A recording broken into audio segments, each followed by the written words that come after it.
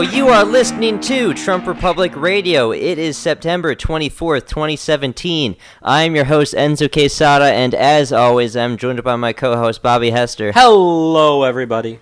We got a pretty news-packed show this week, Bobby, don't we? Yes, we do. Not so much politics per se, but a lot of news. I think that's how I define it. I think I would define it the exact same way. But before we get into it, we have to apologize. We weren't able to get Jason Isaac on for the midweek this last week. There's some scheduling difficulties. We're still going to work to get him on pretty soon, but we're still going to do the second episode of Hillary Planet Podcast this midweek. So that's going to be fun. If you enjoyed the first one, very funny episode.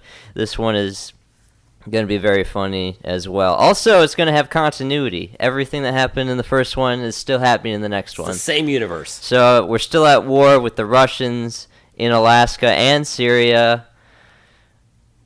Let's see what happens. You're going to find out. Tune in on Wednesday. But let's actually get into real news, not fake news. Let's get into the first thing that we're going to talk about, though, and that is Trump's UN speech. Not just his UN speech, his very first UN speech that President Donald Trump has given to the United Nations General Assembly in New York City.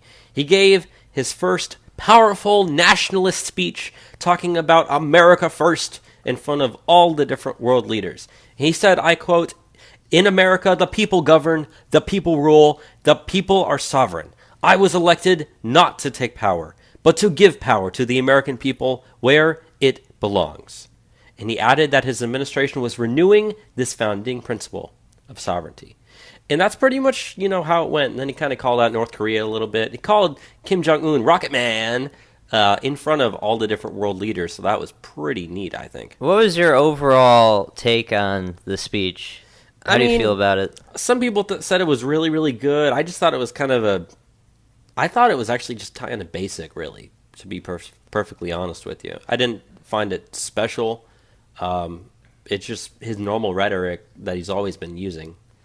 I thought some parts of it were good, some parts not so much. I did like the part where he called out socialism. That was kind of funny. A lot of people didn't clap where he stopped for it because they actually like socialism. He said that, what was it, like socialism, Venezuela is how it is, not because socialism has failed, but it was implemented how it's supposed to be. Yeah, it was pretty much... Something along those lines. It was pretty much that. But one of the things that he did say, and this is something that, a lot of people were complaining that President Obama wouldn't say, is he said, "All responsible leaders have an obligation to serve their own citizens, and the nation-state remains the best vehicle for elevating the human condition." Now, that's a quote that I've heard him say before during the campaign, but it's very rare to hear a president actually say that in front of the United Nations, or at least any world leader. It's, we haven't heard that kind of talk in a very long time. He also talked about America first. He mentioned that several times, and he said, we don't really want to dictate to people in other countries how they rule and live their lives. We can't say that we understand how to, live life the best. One thing that did irritate me is he called out Iran for being like a sponsor of terror, but he wouldn't call out Saudi Arabia, which is even, more prominently sponsoring terrorism across the world. But, he doesn't want to upset our quote-unquote Saudi Arabian allies. Yeah, and I mean, if you look back to when he went to Saudi Arabia with that $150 billion arms sale that he had, stuff like that. I mean, yeah, Trump is kind of pro-Saudi Arabia. I completely agree with you. It's a shame that he's not calling them out the way that he should be, but what are you going to do at this point? But, the speech was okay. He talked for 45, 50 minutes? About 40 minutes is what they were saying. Yeah, I thought it was all right. In general, it leaves more to be... I just wish our foreign policy in general was better, but it's still better than it's ever been. Mm-hmm. So, I guess we have to take the good with the bad. I guess so. Let's get into the next thing, though, if you want to. Right, so this next story that we have up is something that was first broken by CNN, so a lot of people thought it was fake, but it was actually pretty true, and it proves that Trump was right. So, apparently, the United States government actually did have a wiretap on Paul Manafort, who was one of Trump's campaign He chairmen. was his second campaign manager. Right, his second campaign manager. And oh god, I did not turn this volume down on this computer. But yeah, so they confirmed that he actually was wiretapped under secret court orders. I guess FISA court orders is what they were saying. But he was under watch. He was being wiretapped. And remember, Paul Manafort has a home in Trump Tower in New York City. Yeah. So when Trump was saying they have wiretaps in Trump Tower, he was right. And apparently a lot of those phone calls that Manafort was making were to Donald Trump himself. Yep. So yeah, Trump was being wiretapped, although indirectly, but he absolutely was. And when Trump first made that claim, do you remember how like crazy everyone was acting in the media? Yeah, they thought he was the biggest liar on the planet. Not that they don't already think he's the biggest liar, but yeah, they went insane. It was crazy. But, you know, he was right the entire time, and no one's going to give him that credit. No one's even really talking about it that much. And, you know, the information that got out, we don't know to what level of privacy that Donald Trump required for what was said, but it's likely some very, you know, confidential things were said. Not only that, but I think one of the most, I guess I could say, undamning pieces of evidence here is sources are saying that the surveillance was originally discontinued at some point last year for lack of evidence. Okay? They were listening and they found nothing, so they stopped. Like, that just goes to show you how BS the whole Russian narrative is as it continues right now. Yeah, it's crazy, but it is interesting. At least the media is willing to say now that Paul Manafort was wiretapped. But I mean, the guys aren't going to apologize for saying Donald Trump is crazy when he first made that statement months ago. Oh, of course not. They're saying that he was like threatening the stability of the country, accusing Obama of wiretapping him. Yeah, I mean, you're absolutely right. Like, they're just pretending that he never even said it. I haven't seen a single person write an article on CNN or MSNBC with the headline "Trump was right." No, they just go ahead and say, "Oh yeah, by the way, Paul Manafort was he was being wiretapped." Yeah, it takes people having, double standard tweets with pictures next to each other to show how big these people are being liars. But yeah, so I guess in a way Trump was right about that. In a way, I guess he wasn't, because he wasn't directly being targeted, although he was indirectly being targeted there. So he was right in saying Trump Tower is wiretapped, though. That he was absolutely and I mean, correct. Knowing that Manafort talked to Trump, like Trump was wiretapped at points. And if there was a FISA court wiretapping Manafort, and we didn't figure this out until just now, who knows who else was being wiretapped back then? That could have also been Trump himself. We don't even know. Any one of those people could be. So as more information of this sort of stuff starts leaking out, it's going to be very interesting to see just what the Obama administration was doing there towards that last year or so. Yes. Want to go into the next thing? Yeah, let's go ahead and do it. Okay, so the next thing that we have is Trump signed an executive order this week targeting North Korea's trading partners. He announced this when he was side by side with President Moon of South Korea and Japanese Prime Minister Abe at the UN General Assembly. Now, this executive order allows the Treasury Department to go after people that are trading with the regime, companies, corporations, banks. So it's forcing them to choose, do you want to work with the United States or do you want to work with the North Koreans? And obviously, the United States is a much more valuable market. So with this executive order, we're cutting off a lot of the financial ties with North Korea to the outside world. Yeah, and I know we're going to talk about North Korea more once we get to the international news near the end of the show. But I would just like to point out that some Chinese banks have already stopped doing business in North Korea, and they're also limiting the supply of oil from China into North Korea as well. So China's on board with this executive order, I guess you could say, or policy would probably be the better word at this point. Yeah. You know, I actually forgot one thing in the UN speech. What was that? Trump called, Rocket Man, Rocket Man. Yeah, that's what I said. Oh. Yeah, I mentioned, but he said that, like, in his speech. He called him that in front of every single world leader that was there. That's their delegations. Yeah. Sorry, I didn't hear you on that, but it's kind of crazy. Let's go on to the next thing, though. This one will be fun. Yes, earlier in the week, the House Democrats, it was 59 of them, they said they criticized the Trump administration for not declaring a state of like national emergency in regards to the opioid epidemic, which we've talked about. We've done an entire midweek show about in depth on what the opioid epidemic is, and so in response, on Friday, Attorney General Jeff Sessions has declared that we are going to go after the opioid epidemic. We are looking to target healthcare fraud, which enables people to write the frivolous prescriptions for opioids.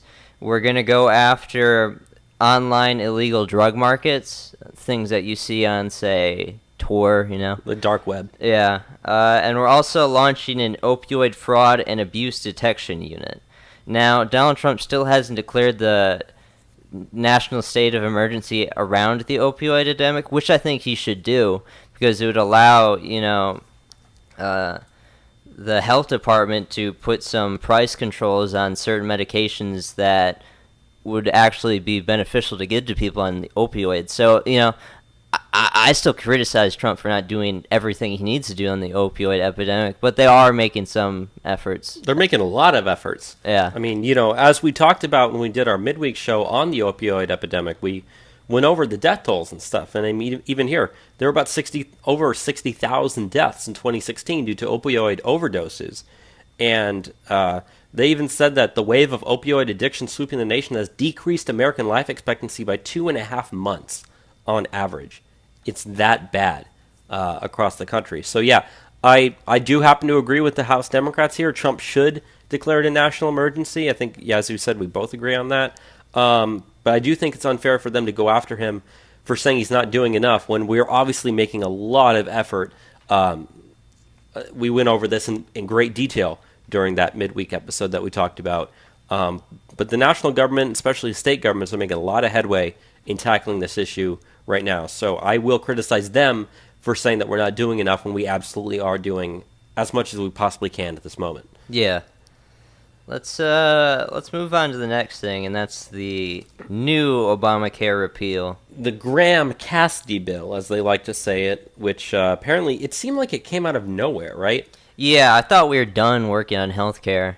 And then they just they come out with like, oh, we've got this new last-minute healthcare bill type thing, which it kept like 90% of Obamacare in place. It barely did anything. Yeah. There's a couple good things it did, like allowing money to go directly to states, and a few of the things that we've talked about before that we'd like to see. But in general, it's got nothing. But I haven't read the bill in its entirety like I did the last healthcare bill. The last one I actually thought was pretty good, which is not, a common conception amongst the American public. But I haven't heard much good about the Graham-Cassidy bill so far. I mean, if you had to put a gun to my head and say vote for it or not, I think I would vote against, simply for the fact that it was co-written by Lindsey Graham, or at least being sponsored by Lindsey Graham. That does not bid confidence in my book right there. I mean, I guess any effort to try to get rid of Obamacare at this point is good, but I don't like him, therefore I didn't really think the bill was all that good just when people started talking about it. If anything, I would say that it's interesting just seeing all the negative reactions to it that people talk about. Like the left, anytime the Republicans try to do anything regarding healthcare, they immediately go, oh, this is going to kill people. You just want to kill people. You want to kill poor people. You want to kill old people, all that stuff. And apparently, I think it was in Jimmy Kimmel or one of those late night shows that he did a whole segment calling people out. Like he even wrote on Twitter, he was like, do not support this bill. It's terrible. It's bad. Apparently speaking, and this is what I heard, was that he personally called Chuck Schumer and asked him, what are the bad things about this bill so we can talk about that in our program? Like, that's how far these people are willing to go. Not even hearing the other side, not talking about the good parts. But, I mean, the entire point that we're getting to with this article is the fact that McCain himself said he's not going to vote for it. Which he's, best friends with Lindsey Graham. Yeah, so that part is surprising, but the fact that he's trying to vote to keep Obamacare in place, which is essentially what he is voting for, that's no surprise at all. And that pretty much derails the Republicans' plans for passing it. I mean, they'd have to get the exact same vote as they got last time, plus one of those two female senators. Well, also Senator Rand Paul said he's not going to vote for it, and Susan Collins and Lisa Murkowski, which are the two Republican senators which, cost us the last health care bill vote, said that they're questionable about this. Mm-hmm. So I don't think this is going to pass at all when they vote on it next, week in the Senate. I don't think so. And at this point, I don't think that would be too big of a blow to Trump's presidency if they didn't vote for this thing. Or at least it wouldn't really look bad, because they already failed one time, and this one it's kind of like, oh, you tried your best, son, but it's not going to work again. There's no effort to push this like we saw with, the last bill. Yeah, I mean, they threw almost everything they had behind the last bill. This one, it's kind of like, okay, here it is, now what? Trump's kind of tweeted about it a little bit, saying, yeah, go for it, but definitely not at the same level that he did last time. So. And we should be focusing on tax reform anyways. Absolutely. They need to get that bill. And aren't they getting that bill out next week? I haven't heard that they're getting the bill out. I mean, if they are... They got to release the plans on this very soon. Oh, yeah. I mean, you've got, a week left of September? Yeah. And this is your crunch time right now. They got to get this done, or at least get the process started. I know we talked about how Treasury Secretary Mnuchin was saying that if you can get it done, we're going to try to backdate it to January 1st, which means theoretically you could pass this in December and it would still count, which is a good thing that you do want. That kind of buys them a little bit of time if they get that part in there. And who knows if that'll happen. So I don't know if they're actually going to release that next week. I haven't heard that. If you have, I tend to believe you, but I personally haven't seen it. Yeah. I've heard that they might next week. I'm not for sure though. Yeah. Let's get into some stuff with the economy though. Okay, so the first story we have here in economics is kind of a big one that came out, in that Toys R Us has declared bankruptcy. They have filed for, I believe it's Chapter 11 bankruptcy, which is the bad one. Yeah. Saying that they've been doing that because they're strangled by heavy debt and a tough environment for brick and mortar stores. And so that's actually really, really important, because that is the largest toy store in America is about to go out of business. There's been rumors that they might get bought out. Nobody really knows for sure. But one of the biggest reasons is because of stuff like Amazon. Stores like that are just completely dwarfing everything with toy stores right now. Yeah, and this is, just been a part of a trend that we've been seeing in the country in general. I know several months back we talked about some news with, malls closing down, and something like a third of malls are supposed to be gone within the next 2 years. Yeah. And, this is just another aspect of it. Brick and mortar is dying. Amazon is taking over the market. And it's not just Amazon either. Walmart online has them. Everyone's trying to start up their own sort of online function. You get to save on not having any sort of actual facility to, sell these things out of. You don't have to hire employees to, run the cash registers. It's just so much cheaper. And that's one of the biggest problems as well with Toys R Us, is the fact that they were very late to the online game. They didn't really focus on selling stuff online. They were focusing more on just their stores alone. They did have a partnership with Amazon at one point, but that kind of stopped over the years. They said that Toys R Us in June of this year, 2017, has seen a 4.1% decline in same-store sales for the first quarter of 2017.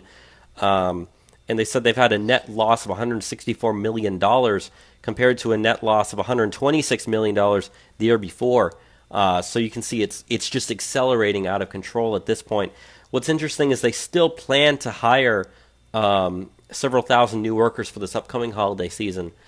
That might be enough to save the company. We're not quite sure. But, filing for bankruptcy doesn't necessarily mean they're 100% going to go out of business. A lot of companies do use this to reshuffle things and get themselves back on track. Companies have come back from bankruptcy before. Personally, I don't really care. I don't really shop at Toys R Us myself. I don't have kids. I don't really play with toys anymore myself. I can understand how this would be a big problem for kids alone, because they want to go to toy stores. They want to go to Toys R Us. They want to see that sort of stuff. Yeah. When you're playing and looking at stuff online, that's not exactly possible. But as you said, it's just a trend that's continuing. Brick and mortar stores they're seeing that looks like they're on their way out a lot of times. Internet's the way it's at. It's just, it's kind of bad. Yeah. Want to go to the next one? Let's go ahead and do it. Okay. So, the domestic policy watchdog group American Action Forum recently gave Donald Trump some high marks in regards to how his end of the year fiscal report is going to come out. And the big thing that they saw was the president is saving $645 million in regulatory savings, and they also predict by the end of this year there's going to be 600 million more. Now, this is in regards to the executive order that Trump passed, like at the very beginning of the presidency, where to pass a new regulation they need to cut two. Now, we've talked about this many times on the show, and they're actually currently at a pace of like for every new regulation, it's what, like 13, 14? I've heard up to 16 to 17 myself. Yeah. So regulations are getting cut massively, and it's saving a lot of money, and it's by the end of the year going to save even more, and that's one of the biggest factors why the economy is doing so well at the moment. Yeah, and even if they aren't able to get tax reform done, it's still great to see that the U.S. government is, let's see, if they got 645 plus another 6, potentially $1.2 billion less in spending, essentially is how that's what that's saying. That's a significant change in a single year for the United States government. So I guess if you're a small government person, you'll like that, right? Yeah. So yeah, just good stuff there, and part of one of the reasons why things are so good with the economy right now. Let's go into the last one, and that is food stamps usage has fallen every single month of the Trump presidency so far. You look where we were in January. There was 42,691,363 people on food stamps, and currently, as of June 2017, there's 310,785 people on food stamps. So that's a decrease of about 1.3 million people. So that's not anything to scoff at. Yeah, and I mean, I'm looking at the same article here, and it says that the Congressional Budget Office is projecting that the downward trend will continue through the next decade even, saying that food stamp enrollment could be dropping by 1 to 2% each year, and it's expected that by 2027, there will be only 32.5 million people receiving food stamps. So that's really good news. I know, we don't want these people to be on these programs forever, and so getting as many people off them is showing signs that the United States economy is improving. And some people are just getting off them because their lot in life is better at the moment. So, and that has to do also with jobs has been up every single month, overperforming projections every single month of the Trump presidency so far. Another thing that's interesting to note is SNAP is also seeing dramatic reductions, and they believe one of the biggest reasons why that's happening is because some states are now putting in work requirements to receive food stamps. Georgia and Alabama are currently doing that. I don't remember if Wisconsin, they're thinking about doing it at least. Yeah, we've talked about Georgia having it on the show before as well. Theirs dropped like 16% in the first year. Yeah. Or some crazy number like that. So, requiring people to work, that gets people off the program that you can't freeload anymore, and it's good not having to waste tax dollars. So, yeah, that's economics. Let's get into the science portion.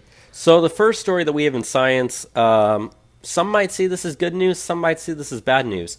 But the founder of Bridgewater, Mr. Ray Dalio, has released a statement saying that he believes that artificial intelligence may replace up to 40% of all jobs in the next 2 decades in the U.S.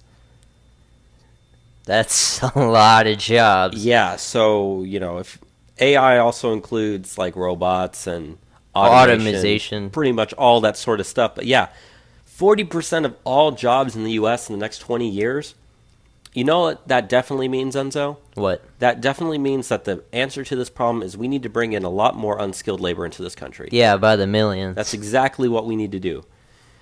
Those are the jobs that are going to be the first ones to go. Yeah, we've they are already talked going about to be. Flippy, that burger flipper robot out in California that can just perfectly time everything, grab them, pick them up, and do that. And they're implementing that this year. Yeah, and what they say, like half the jobs for that one company are going to be replaced by that within the next like couple of years or Yeah. so, if I remember that story correctly. We're going to be automizing fast food very soon. So, good luck with your $15 minimum wage protest. And, also we've talked on the show before, everyone talks about, oh, we need illegal aliens to pick our food, to pick our tomatoes. But we've gone over on the show, they currently have robots that can pick crops. Yeah. And, I mean, those are only going to improve over the years, and it's going to become more widestream used.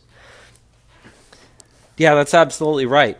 And also, the guy was saying that AI is also being implemented in financial services as well, which that's kind of bad for people that work in financials because those jobs are seen as more the types of things that aren't really quote-unquote automated type jobs. That's stuff that you really still need people for. Yeah, it not only is it going to be people with blue-collar jobs that will be losing their jobs, it's also going to be people in white-collar jobs. And that's bad for people like me that are going into like business-type fields as well. I do tend to think that it will be the blue-collar jobs that are going to go first. I think everyone can agree on that. But over time, no one's job is safe. And one of the things I don't really want to use the word worried about, but if you just take the stuff to its logical conclusion, with so many people on the planet, and if all these jobs keep getting replaced, what are you going to do with those people? They're still going to have to earn money. Are you going to have to go to basic income type things? This is where I've often, heard the argument like, oh, this is why we need a universal basic income because we're going to have so many people losing their jobs. I don't think that's going to happen, and I don't think it'd be good if that was implemented because then you could be a politician always running like, oh, well, I'm going to increase the UBI by $200. Mm-hmm. So, it's going to be a rat race to the end with something like that. But, yeah, we're going to have to figure out something if we're going to lose 40% of the jobs in this country very soon. I hate to say it, but one of the things that might be a side effect of that is with the need for less people might start having less kids. Populations might decline to match that. I know nature has a way of working itself out to an equilibrium point. That's just a concern of mine going in the future here. And you can look at like global birth rates. Japan is one of the countries that has the lowest birth rates, and they're not, replacing their own citizens. But one of the things is like with the state of automation, like I think it is better that they're letting their population decline. I think so, because you're not going to need that many people in the future. No, if 40% of all jobs go away, obviously that doesn't mean 40% of the population, but if you're looking at maybe a 10 to 15% decrease within the next maybe half century or so, that might actually be good news. That might be bad news. I mean, we've talked about population rates and stuff across the country as well. I mean, what they say, Africa is still expected to have, 4 billion people by the end of the century? Yeah. That's unsustainable for the rest of the world. But, looking at like first world countries like the United States, we got 320 million people. 40% of all jobs are suddenly gone in the next 20 years. That's not going to be fast enough to shift away to something else. It might doom the country. It might save the country. I honestly do not know. Yeah, we can't tell. Because the thing you have to keep in mind is like automation, we can't even comprehend how easier life could be with it. Yeah, that's right. I mean, you might make it easier, and then people might be like, hey, a whole ton of other jobs might open up. I mean, if you think about it, for every new thing you have to automate, you're going to have to find another person to have a job as a programmer, an overseer, a repair guy to go in and fix it, because that stuff breaks down. Guys are going to have to work on updates. Guys are going to have to monitor. Guys are going to have to ship those out. And I mean, obviously, you can probably automate the whole process all the way down the line, but you can't automate everything at the same time, and it's going to be a slow, gradual shift from one thing to the other to the other. Going to be interesting to see what happens. I mean, it's just my personal belief, but I think with the trend of automation, eventually we're going to reach a post-scarcity society where just resources aren't a problem, and like we probably won't even need to work. Well, at that point, hopefully we've colonized another planet to get all their resources as well. Yeah. And that's not even an exaggeration. By that point, I'm being absolutely serious about that right now. But there's only so much rock on the planet Earth. You might have to go to Mars to start stealing like iron and stuff out of there in order to build all these things. Yeah. Let's move on to the next story though. This one's really fun. Yeah, I know you wanted to cover this one, but I kind of stole it away from you because I really liked it. But the Navy, the United States Navy, has discovered a new cost-saving technology for its most advanced submarines: Xbox 360 controllers. That's right. They said sailors aboard the USS Virginia, which is a nuclear-powered attack submarine, have replaced their old digital operating periscopes, the control board for those, with Xbox 360 controllers, mainly because it's a lot easier to use. Instead of having this giant panel of controls, they say, why don't we just put it with something that our sailors are already used to doing, video game controllers. And they said so far it's been an absolute success. They're a lot easier to control. The training time doesn't take as long. They said they started this about 2 years ago when they started testing these. They originally started with the I'm sorry. They said the USS Colorado, which is scheduled to be commissioned by November, is going to start off with the Xbox controllers. It's not even going to have to be replaced later on. They're immediately going to start it with those. They said active submarines such as the USS John Warner are going to be getting an upgrade later this year. But what's interesting, I think, is the cost savings. Because the USS Virginia's standard photonic mast hand grip and imaging control panel cost about $38,000. Whereas an Xbox 360 controller, $30. Yep. With less of a what do you call it? A learning curve. Less of a learning curve. The guys are used to it. They understand it. It's cheaper. That's a win-win. If it for breaks, everyone. it's easily replaced. Yeah, $30. I mean, what's the 38,000 divided by 30? I don't even want to do that math. You get over 1,000. I mean, hell, if it breaks, there's probably a guy who has another controller in the boat. Yeah, say, hey, Bob, come over here. We need to buy your controller. We'll buy you a new one. Just, okay, plug that thing in, and boom, you're done. So, yeah, I think that's great, personally. I did want to say that this isn't the first time that the military has used video game controllers before on stuff. I remember I was watching a TV show. It was one of those, Battlefield Afghanistan type TV shows, but they followed around a group of guys who were an IED unit. And they had one of those robots you see that goes out to lift stuff up and try to disarm the IED from remote. And those, they actually were using, I believe it was Nintendo 64 controllers on that. So this isn't the first time that the military has thought, why don't we just use stuff that our guys are used to that's easily programmable, easily switched out and that sort of stuff. So as I said, I think this is great. Yeah, that's pretty much all I have to say. Yeah, interesting stuff. Let's get into some immigration though.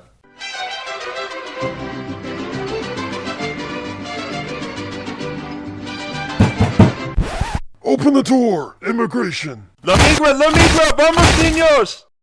This week in immigration. So the first story that we have for immigration this week is a doozy. It was extremely fun to watch, very funny, and that is Nancy Pelosi gave a little press conference this week. Yes, she did. Unfortunately for her, it was interrupted by a bunch of illegal aliens chanting, "All of us or none of us."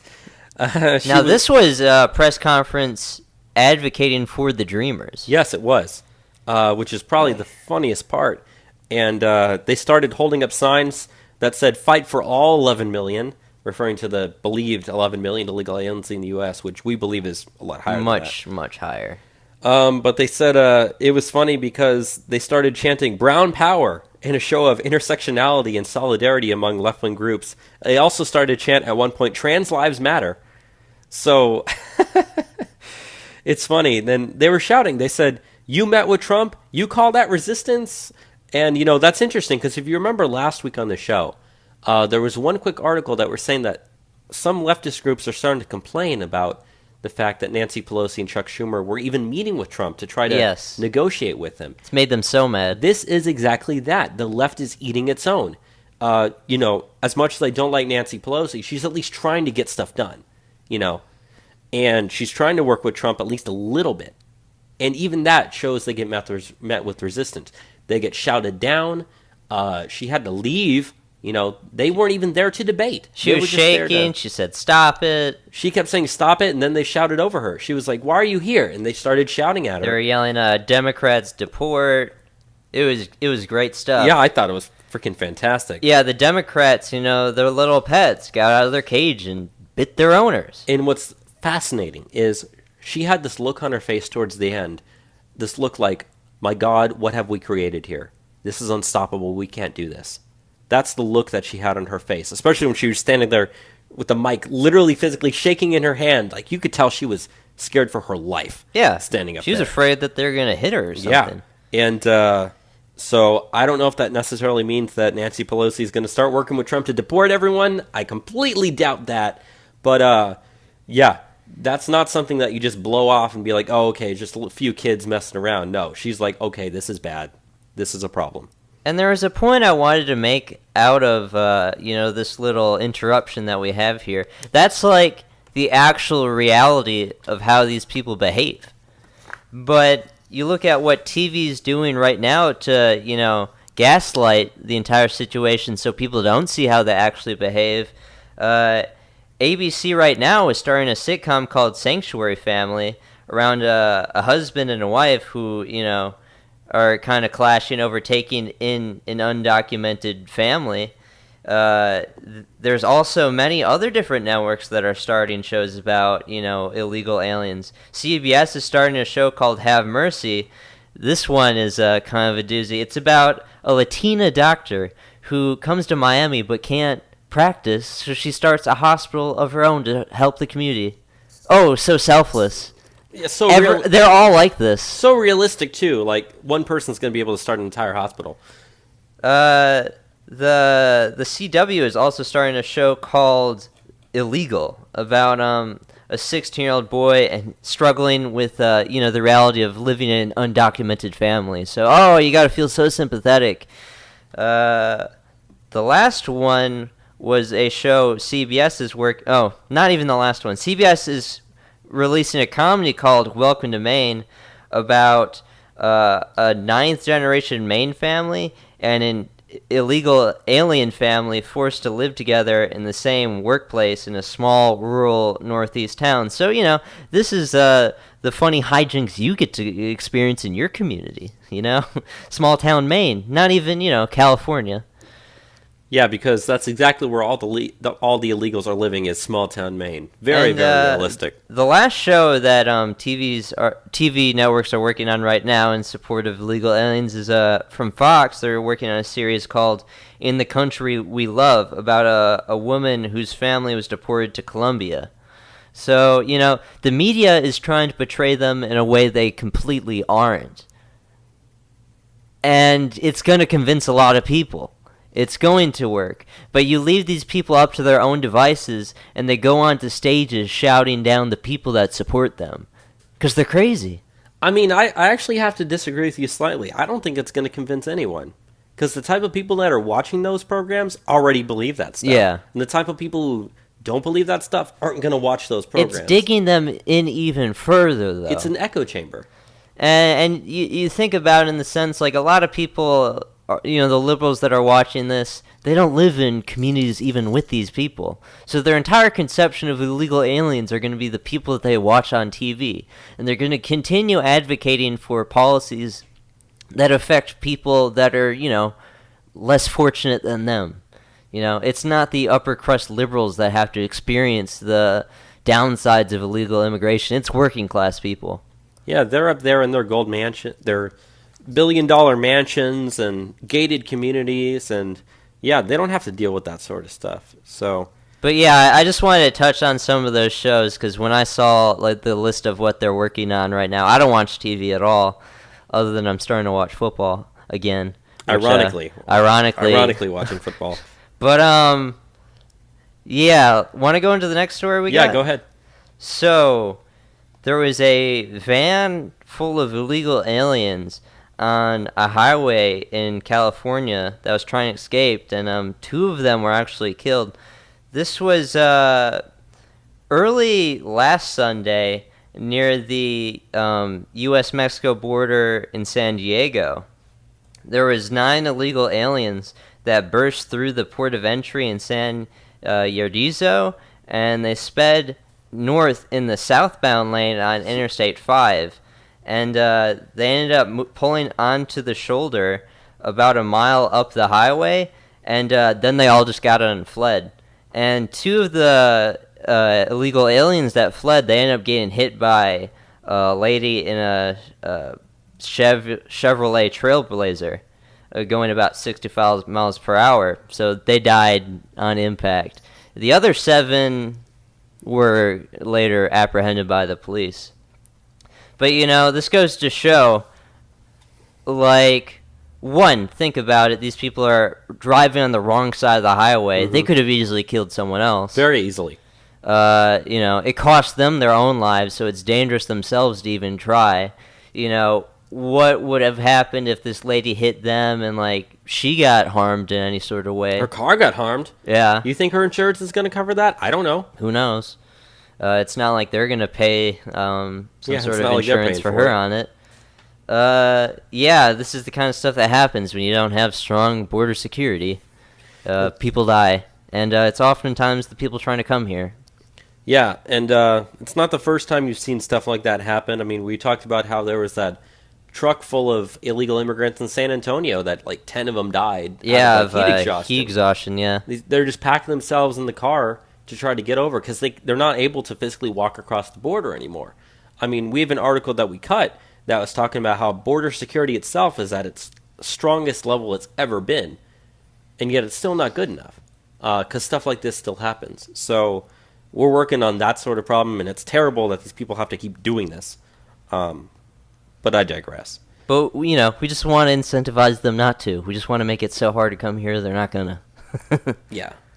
So let's get into the next thing that we have. So the next story is kind of it's kind of wordy. So we're gonna summarize it as best as possible. But you kind of have to go back to understand why this is even happening. A lot of times when people cross the southern border, they're in groups, but sometimes they're by themselves.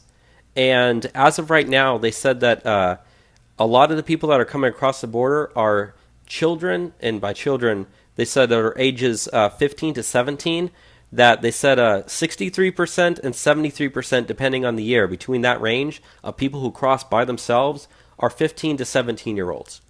Okay, so those are children.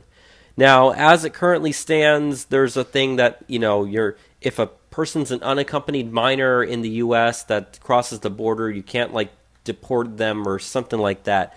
But Congress, and especially the Justice Department, I believe, the Justice Department, is working on a way to extradite that, to make it so that those people that arrive on the southern border, who are these young people that are by themselves, are able to get deported immediately.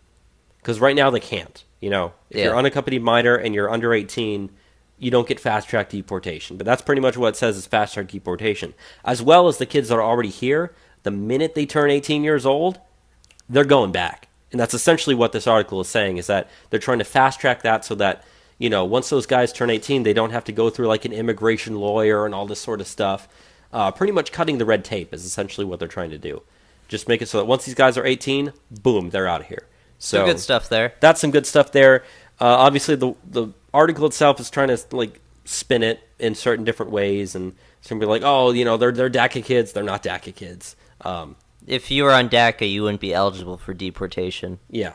So that's pretty much what this article that we were reading about was talking about. So good news there.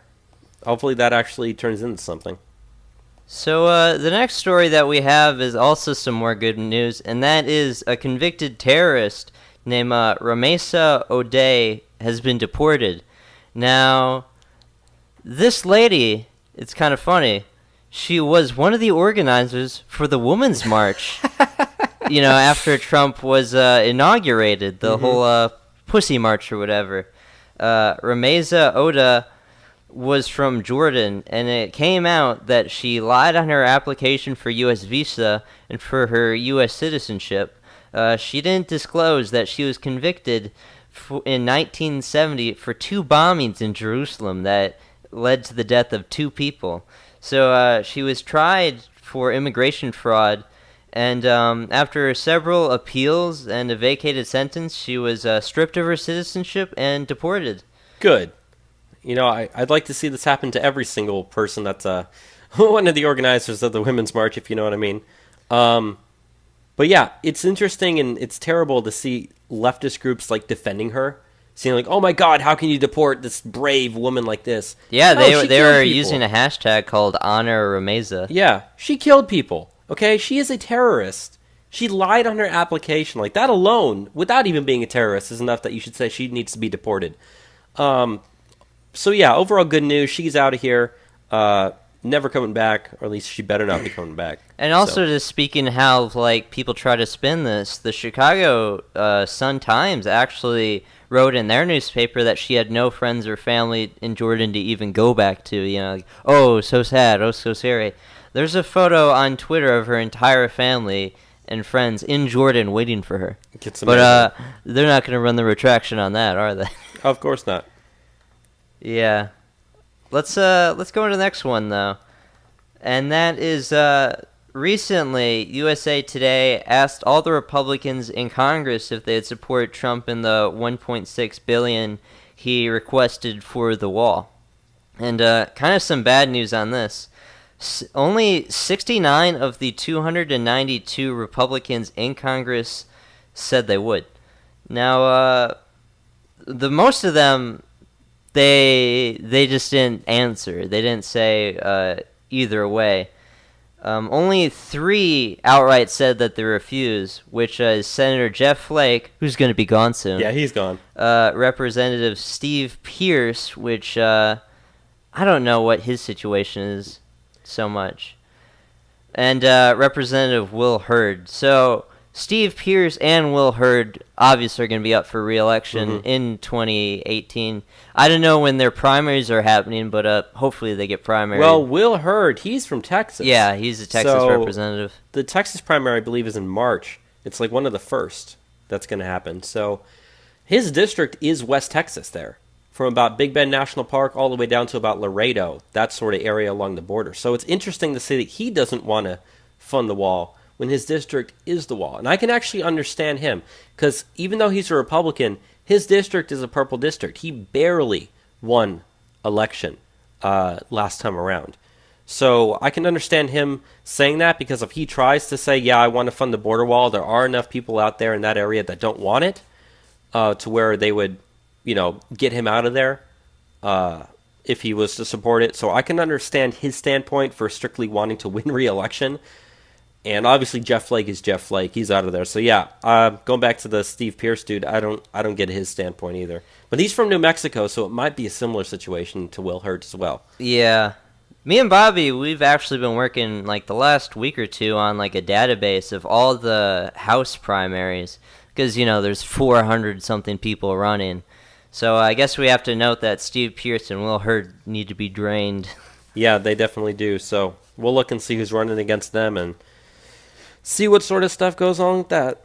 Which we'll do an update episode when we get closer to that. The primaries updated on who you should vote for in these closer races that matter. And you know what? Once we get to like March, April, whatever next year, we're going to be literally going over the results of every single primary as it goes. Boom, boom, boom, every week. It is pretty one of the exciting, like being someone that now knows like a lot of the representatives that like need to go, as opposed to like a month ago, like I didn't need to know this stuff. So that's very, very important. Yeah. And I guess the next story we have up is also on the border wall as well. Yeah, and that is California has filed a lawsuit on Wednesday suing the Trump administration in regards to their plan to construct a wall along their southern border. Now, they're doing this citing environmental reasons and saying that it is an overreach of the federal government into separation of powers and states' rights. Oh, now the left likes states' rights. Yeah, they like it when it serves their interests, obviously.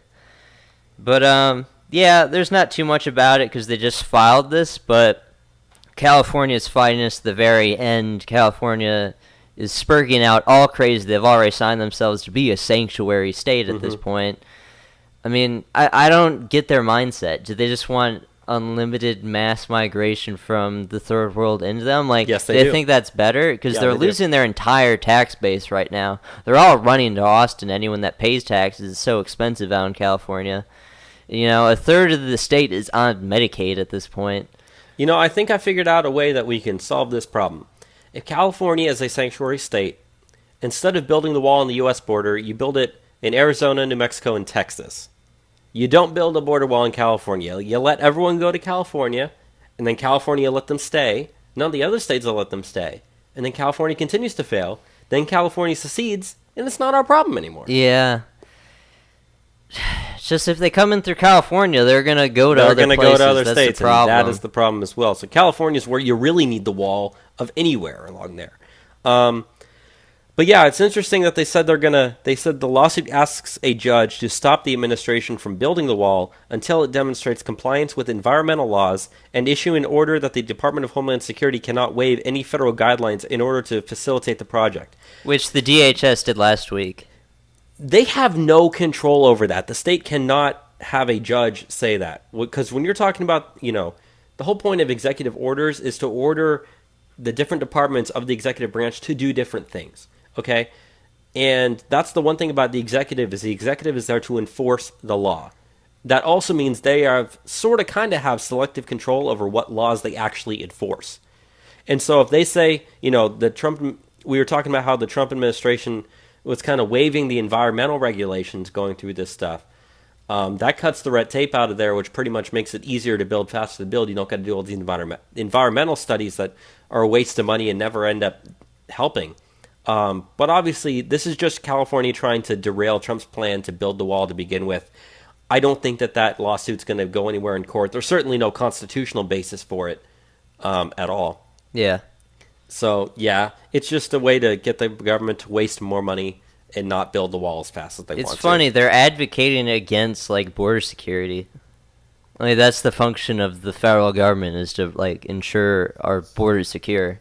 Hey, they're a sanctuary state, okay? Yeah. So. Let's get into the last thing that we have here for immigration, and that is there is a new Ipsos global study in regards to immigration. And they did it over 25 different countries, and there's some very interesting results in regards to it. So only 1 in 5 of the countries surveyed, 21%, said that there was a positive impact from immigration, while 2 in 5, 42%, said that it had a negative impact. Now, the countries that felt it was the most positive were Saudi Arabia, India, and Britain, while the most negative impact countries were Turkey, Italy, Hungary, and Serbia. Now, Britain and the United States, they also saw a big upswing in the perception of positive immigration. In 2011, Britain only 19% perceived that immigration was positive. Now 40% believe so, and as of 2011, in the United States, only 18% of people saw immigration as a positive, to where now in the United States it's 35%. Now, in regards to the United States, I think a lot of that has to do with this last election, why that number would be up. Yeah. Because, everyone's been protesting, immigrants make America great and stuff, so now people are surveying along those lines. That's my I'd also imagine. like to see partisan breakdowns of who they are polling in these polls as well. Yeah. Because I don't think it actually shows that. But what's interesting is the very next part of what you're reading from. I don't know if you wanted to read it, but I'll go ahead and do it. Yeah. That Sweden has seen the largest movement of people being more negative, with a quarter, 25%, now saying that immigration has been positive compared to only 37% in 2011. So, which, if you've been listening to this show, you've heard a lot of stories about Sweden. It is no surprise that people are starting to hate this stuff. Yeah, I can understand that. And even in the U.S., only 35% of people in the U.S. say that immigration has a positive impact, whereas the rest either say it has negative or no impact. Which is definitely not the way that it's portrayed on TV. Definitely not. You're absolutely right. If you looked on TV, especially like you were saying with all those TV shows, the media is trying to gaslight people. They're trying to get a perceived notion out there. You'd think it would be 80-90% of people think it's good. No, only 35%. That's barely more than 1 in 3 people. Yeah. Think that it's actually good. Everyone else thinks it's either bad or no real impact at all. Now, going on with the numbers that we have out of the study, half on average, 48% believe that there is too many immigrants in their country. Turkey had the highest number of people thinking so with 83%, which if you think about Turkey in general, I mean, they've taken in millions of the Syrian refugees, so that's why they perceive it so negatively. Followed by Italy with 66%, which also makes sense because that's the main hub for economic migrants from Africa to come into Europe now. And even Italy's starting to feel the pain from that. They're starting to want to get rid of them too. Yeah, it's getting really messy out there. Then South Africa was 62%. Now, South Africa has historically been the best off nation in Africa.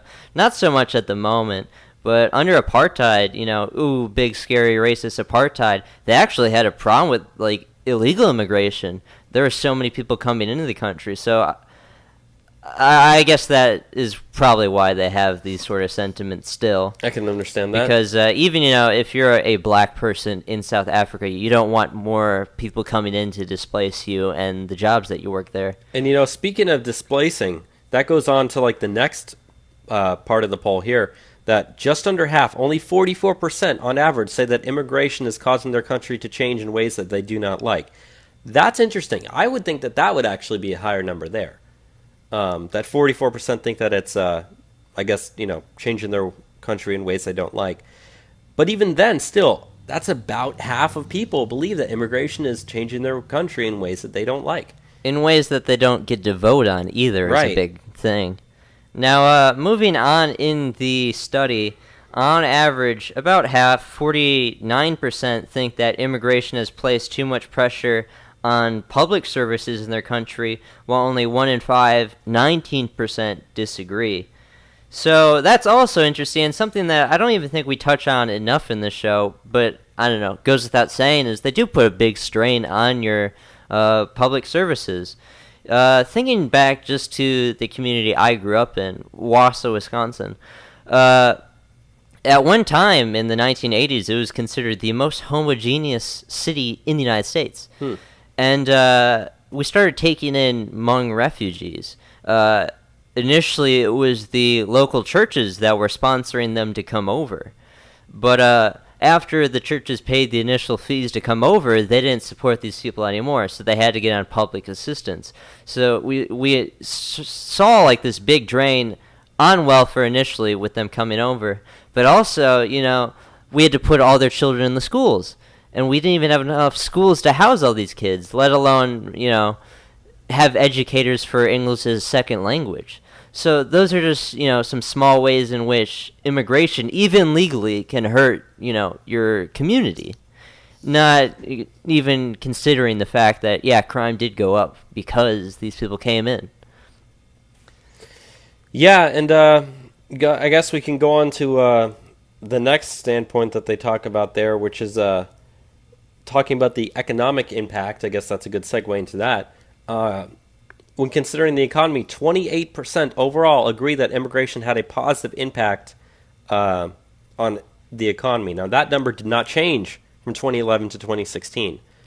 So I find that kind of interesting as well. So yeah, they always, the Democrats try to push that argument like, they're so good for the economy. Every single person creates 1 million jobs. Like, no. Most people don't believe that even globally.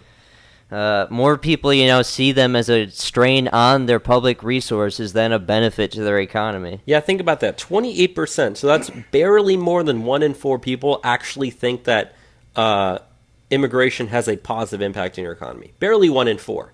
The other number was 1 in 3. So that's getting worse at that point. Yeah, and looking just down a little bit, I guess this one's interesting. Only 3 in 10 globally believe immigrants make their country a more interesting place to live, with the highest scores seen in Britain and New Zealand, both receiving 49%. That's not really I wouldn't even consider, I'd want immigration for my place to become interesting. That just seems weird. Yeah, I mean, you kind of want your place to be interesting by itself. And yeah, it's great if you have a little pocket of Chinatown here and there, but just overall, yeah, making your place a more interesting place to live. I live where I live because I like it. I don't need immigration to make it more interesting. Now, going down even more into the study, they go into some interesting refugee numbers. Now, 4 in 10 people, 39% on average, want to close the borders to refugees entirely within their countries, while half disagree with 51%. So, more people do disagree with, closing the borders completely on refugees. I mean, we're people that want to, but 3 in 5 people on average think terrorists are pretending to be refugees to get into their countries. So that's actually very interesting. Most people, well, half of people want to let refugees in, but most people, 59%, do think that terrorists are hiding as refugees. Yeah, so there's definitely some overlap there, obviously. And then the next number that we have, a majority of people, 53% worldwide, believe most refugees coming to their countries are not really refugees, but economic migrants. I mean, that's true for Europe. Yes. I mean, a majority of those people that are going into there, they are not refugees from, like, Syria or whatever. They're economic migrants from, like, North Africa and stuff like that, and even Central Africa. So, yeah, I can easily understand what they're talking about there. Yeah, and the last number that we want to go into on this that's interesting is only 43% of people on average globally are confident that refugees coming to their country will successfully integrate into their country.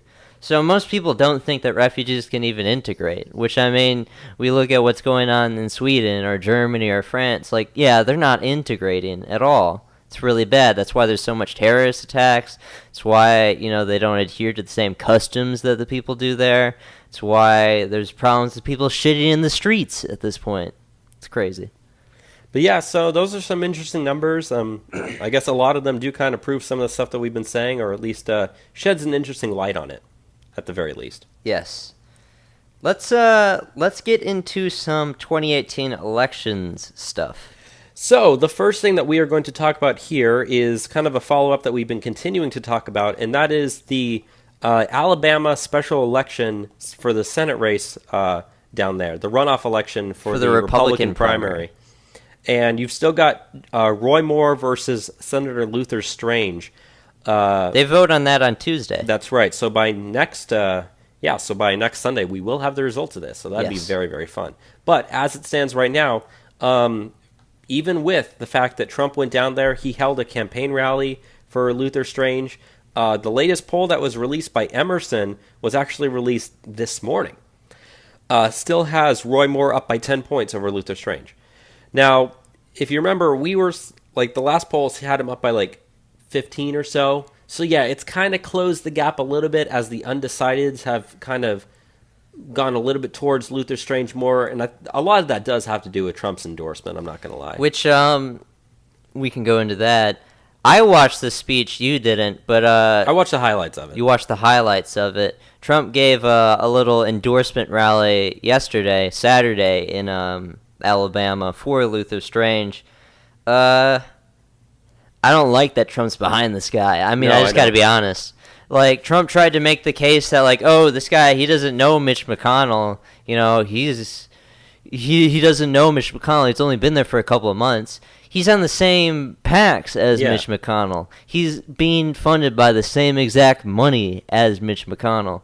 So, he is establishment, no matter how you want to, make it look to me, Donald Trump. And what's interesting is Trump, even during the speech, he said, I might be making a mistake here. But he did promise that if Roy Moore wins, he's still going to campaign like hell for Roy Moore to win during the actual general election that I think they're actually having like December. Or it might be in November. I don't know, one of those two. November is when they have the general election. Right. So either way, Trump's going to campaign for whoever wins that. I do agree with you. I think he's making a mistake by endorsing him. I kind of understand why. And this kind of does go back to McConnell in that, Luther Strange is a McConnell, sucking on his teat, I guess you could say, if he was like a piglet, if you understand that metaphor there. So, and Luther Strange is soft on immigration. Yeah, I mean that's the big thing. He's like pro amnesty. I heard at one point. And remember who was the guy he's replacing? Jeff Sessions, the most hardline guy on immigration in the Senate. Now, it's interesting looking back on the situation with Luther Strange. Luther Strange was the attorney general in Alabama, and the governor out there who appointed Luther Strange to that seat, he just had to resign because of some, controversies. He's under investigation. I believe it's for fraud. So, was the agreement going to be Luther Strange, I'm going to give you the Senate seat, you clear me of these charges? I don't know. I mean, he's had to resign either way, but maybe that's why he got it, a little quid pro quo. It's very possible. And, in terms of Trump's endorsement of him, Trump's still early on in his presidency, and I can understand why he wouldn't want to back someone who's not a sitting United States senator. And he said he was endorsing him as, a thank you for, voting for the healthcare bill. And he seemed to have a lot of faith in him. He once at one point during the speech said, because, he was looking through multiple candidates, who he can get for this seat. And Luther Strange wasn't really a big guy on his list, but he called him, and apparently Luther Strange's yeah, I'm down. I'm behind you 100%. I've always been down with the Trump campaign, so I don't know what that's all about. But, Roy Moore is the one who's down with the Trump campaign. Yeah. For me, it just seems like Trump's just getting along to get along. Pretty much, because I think there would be a lot of controversy down there if he was to go out and endorse the guy that's not the sitting senator. But he just shut up. That's the thing. That's right. If all he had to do was just not say anything. I do think that is Trump's fault, is that he's gotten himself too involved in this race. But that being said, Roy Moore does have some big endorsements on there. He picked up some just recently. He's been endorsed by Sarah Palin, Ben Carson. Ben Carson was yesterday, I believe. Yeah, Steve Bannon went down there. Nigel Farage is even down there campaigning for him too. And even he picked up the endorsement of Phil Robertson, the Duck Dynasty guy. Which they did a rally together. Yeah, I was going to say, I personally don't care, but he has a lot of influence in that area of the country down there. So that is a pretty big endorsement as well. So I'm still confident that Roy Moore is going to win. And I am very, very thankful the fact that Trump did go out and say that if Roy Moore wins, I'll fight like hell for him as well. So that part, I am glad that, at least Trump's on board with whoever wins, even though he gets quote-unquote personally prefers Luther Strange. But that's kind of a segue into the thing that I wanted to talk about here. Well, there is one thing I guess I want to mention, if you want to get into this. There is one thing that was very controversial Trump said during his rally speech for Luther Strange, and that was his comments about kneeling at football games. Right. If you want to get into that. I kind of don't, because we're thinking about having a midweek episode called Sports in the Trump Era. Yeah. That's kind of going over all this sort of stuff. Yeah, it's kind of relevant to what's happening today. Because it's all that people are talking about.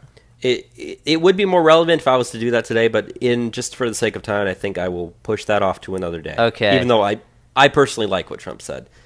Get that sumbitch off the field. Out. But no, Yeah. Going on to the thing that I wanted to continue talking about Luther Strange and Roy Moore here is the Washington Post even ran an article saying that the GOP establishment is worried that if Roy Moore does defeat Luther Strange, that could prompt some more GOP senators to retire instead of running for re-election.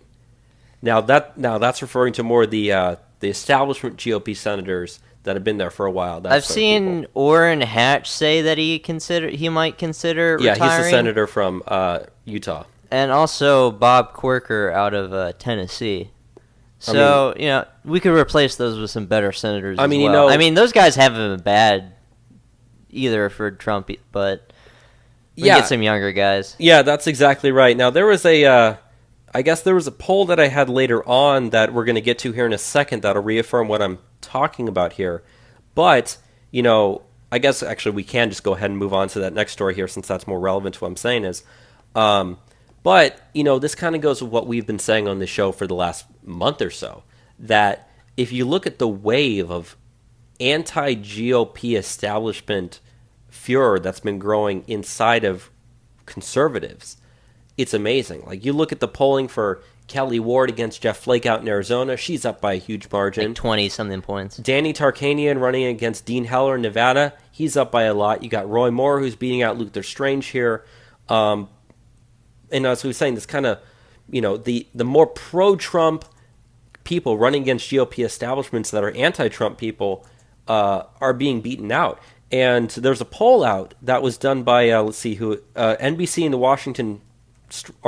Wall Street Journal, which polled Republicans, asking them about Paul Ryan and Senate Majority Leader Mitch McConnell. Only 36% of Republican voters say they are satisfied with what Paul Ryan has been doing. Only 36% of Republicans. And when it comes to Mitch McConnell, they said that 59% were dissatisfied. I'm sorry, the 36% was for both. And 59% are dissatisfied. So you've got 6 in 10 Republicans think that Paul Ryan and Mitch McConnell are not doing a very good job. And not even 4 in 10 think they're doing a good job.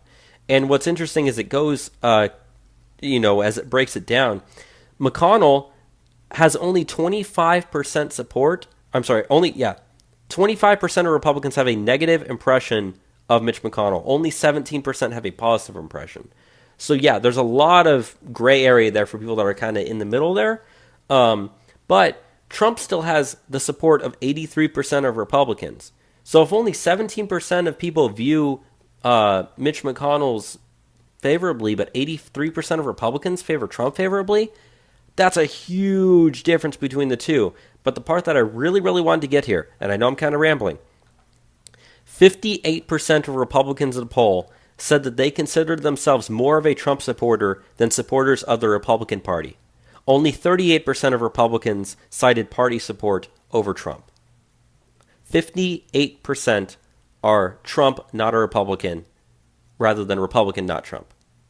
Think about that. So that 58%, that's where we're seeing big leads among Kelly Ward. That's where we're seeing big leads for Roy Moore and Danny Tarkanian and people like that all across the country. I know that they don't have polling numbers on how Paul Nealon is stacking up against Paul Ryan, but it'd be really cool if we get rid of Paul Ryan. He's got a lot of money. Yeah. Which I read a book this week called Drain the Swamp by Ken Buck. Great book. Best book I've read this year. If you didn't know, you actually have to pay for your position in to be in the House or whatever. Like, if you want a committee seat, you have to pay for that. If you want to be a whip, you need to pay for that. Paul Ryan has to pay $20 million a year to be the House Majority Speaker to the RNCC, which what they do with that money is they apparently put it towards, races that are iffy, but if you say go against what the establishment wants, they don't bail you out. Mm-mm. It's I would definitely recommend reading that book. It's good. Yeah, so I just think that's fascinating. But Paul Ryan gets a lot of money. And the next article we're going to go talks about money as well. So I pretty much said what I have to say, so let's talk about the next article here. Yeah. So Democrats have shattered a fundraising for the month of August. This month they've taken in $6.26 million. That was in the month of August. Yes. No, wait, I am wrong on this. Democrats raised, this is a record for June. Mm-hmm. And that is they raised $6.26 million in June, beating their previous record back in August 2015 of $4.15 million. But this is actually not that great of numbers. Right, and I'll kind of go into why. In that, in the month of August, they said that they raised only $4.4 million, which ranks as one of its worst months of fundraising in recent years. So yeah, they had a really, really good month of, what was that, June you said? Yes. Yeah, so they had a really, really good month of June, but their fundraising is still terrible right now.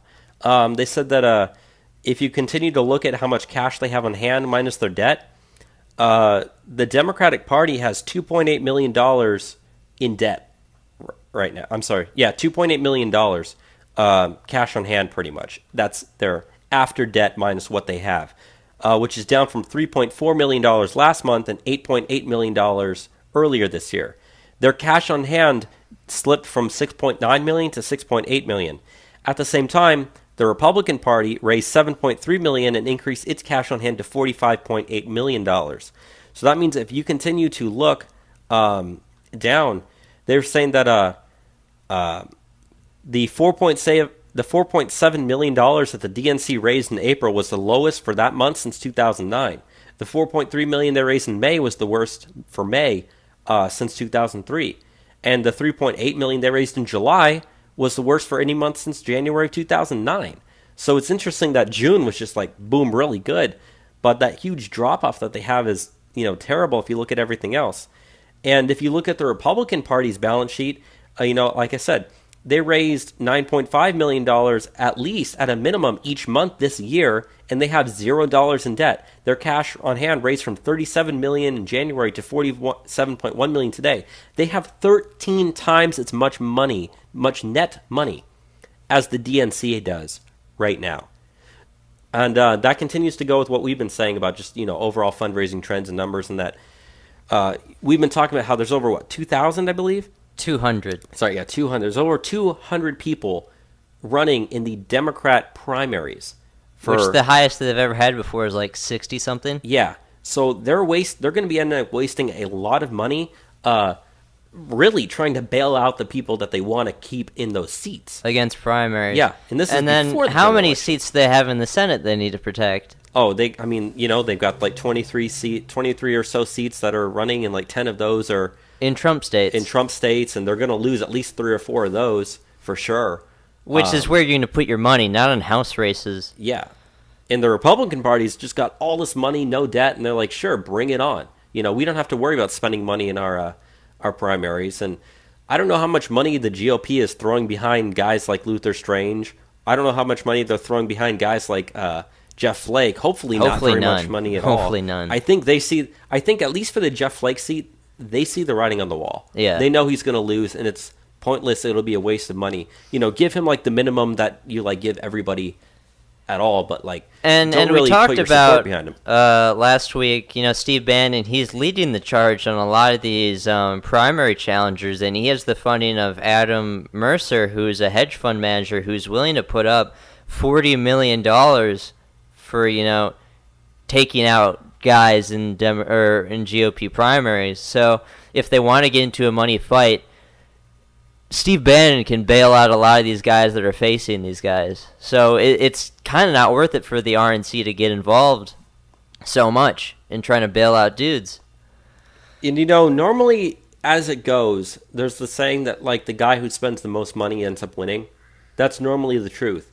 But ever since we've seen this backlash against the Republican Party establishment, that hasn't really been the case. I mean, especially if you look at the Karen Handel race in Georgia, that special election. The Democrats spent like 13 times as much money as the Republicans did, and they still lost. And we're saying, are the Democrats going to do that for every single House seat that they're trying to defend?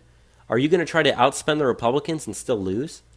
Are you going to waste money in districts you're going to lose? Are you only going to focus on the ones that you might win or have a close race in purple districts?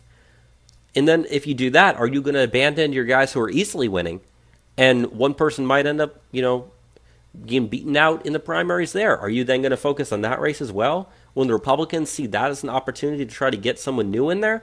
Who knows? So I have no idea. Yeah. Let's get into the next story that we have, which is a bit of a correction. Not so much on our fault. This actually duped pretty much everyone that reported on this. And that is, if you remember last week, we talked about in College Park, Maryland, the city council voted on whether to allow illegal aliens to vote or not. Now, in the city council, they voted 4-3. So we thought that they were going to allow them to vote. This wasn't to let them vote, say, for representatives or senators. This is to let them vote in municipal things like school elections. But it turns out, according to their own rules in the city council, for a matter like this, they would have actually required them to have 6 of the 9 members vote for it, and they only had 4. So this isn't going to happen. And apparently it even duped the people that were voting for it. They were celebrating, but turns out they lost. Well, yeah, if it even duped the people that were voting for it, you can't blame anyone else for believing it, especially when no one knew this rule. No one. So, Yeah, the story about illegal aliens going to vote in Maryland, it's not going to happen anymore. So that's cool. so that's good news. Let's go into the next thing that I have here, though. This one kind of goes back to what we were saying before. Yeah, getting kind of back on track of like grander strategy, and that is, turns out, according to some Democratic operatives, their platform is not pulling well at all outside of their base. Now, this is off of Politico. They got some interviews with a dozen different top operatives.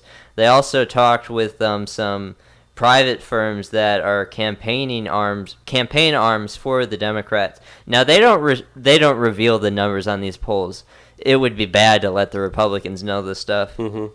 But in general, it turns out this stuff is not pulling well amongst people outside of their base at all.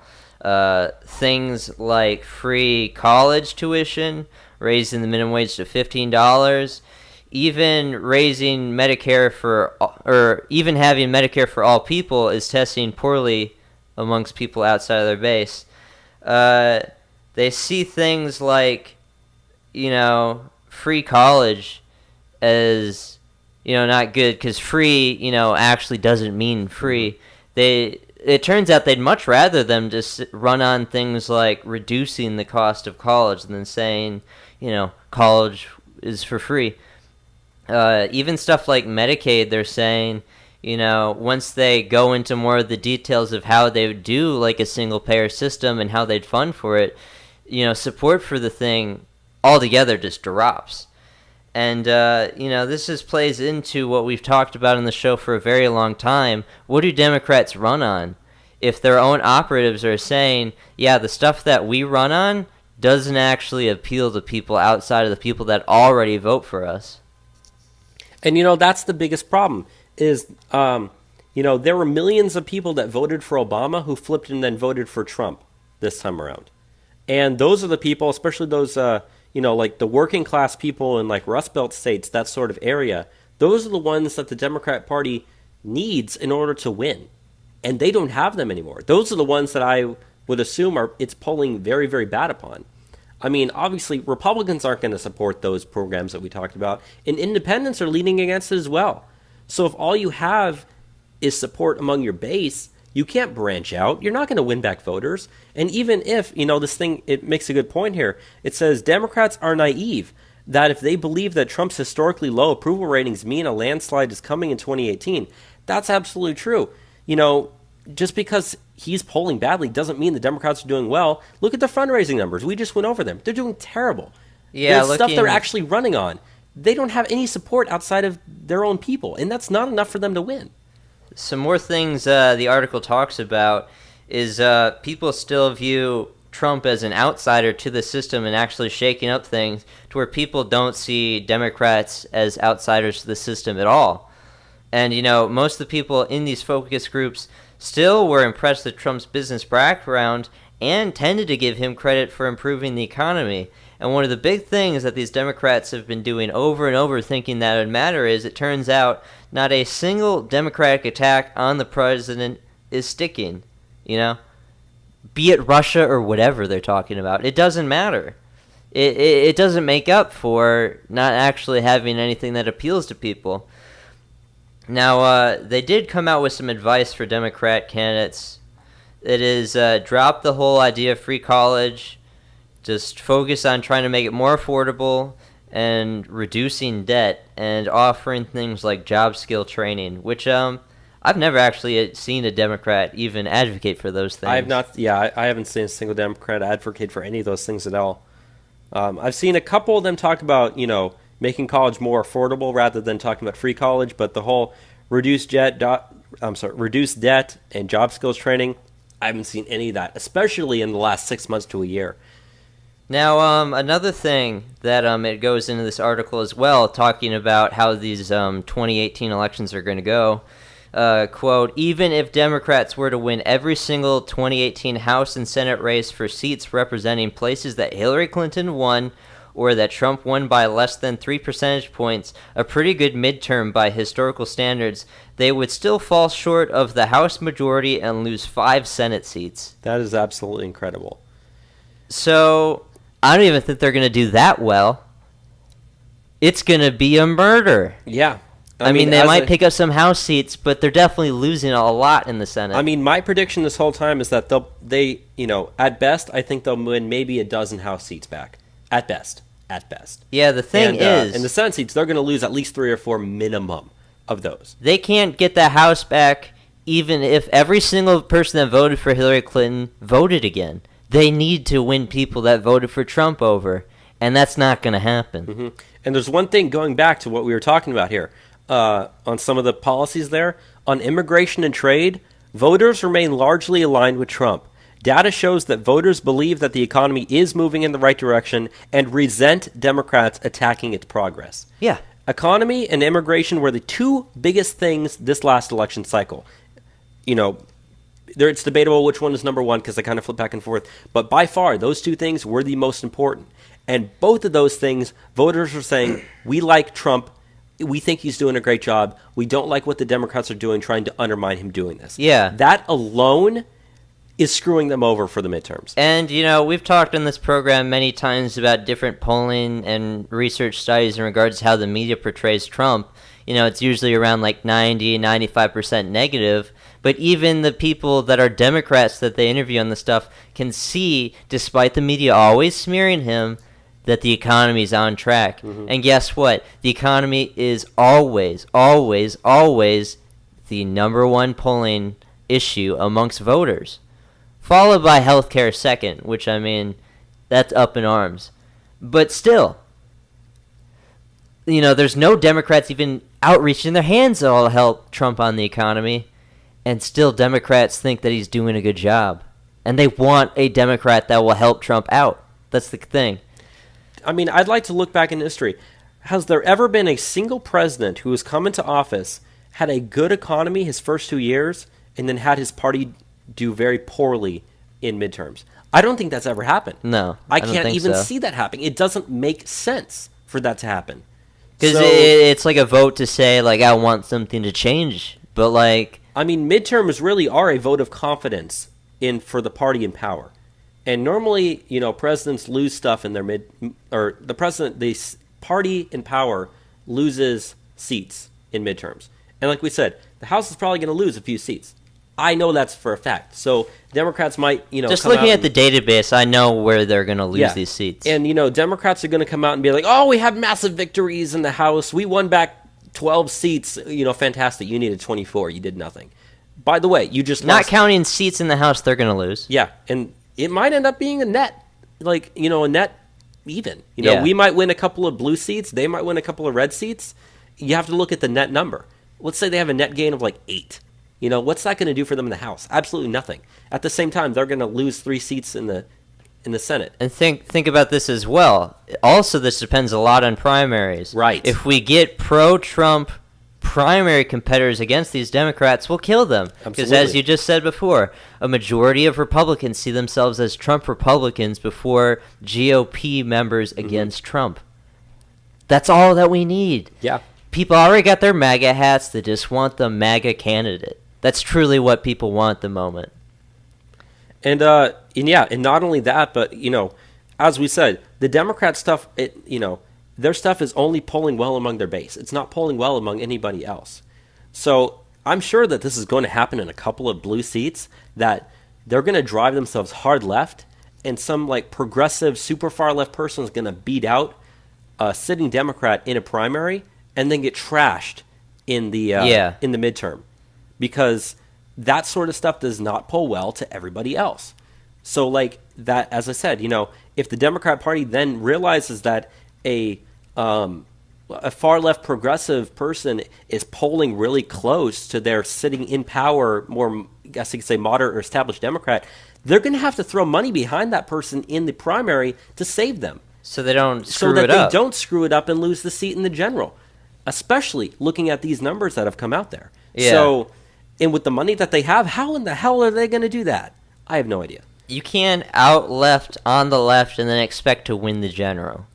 It's not going to happen. And this article that we're reading from, it has a perfect ending here. It says, Democrats have a crappy agenda, no leader, no message, and they're struggling to raise money. That is all you need to know about the midterms, literally, if you're a normal person. Yeah. That's it. It's going to be fun to see what happens to these primaries, because there's a lot of Democrats that are going to lose their seats as well in these primaries. Oh, yeah, definitely. So, Let's go into the last thing with the elections, though. yeah, so I think you were wanting to say something about this, but I'll go ahead and read it first. So apparently, hackers targeted voter registration systems in 21 states during last year's presidential election.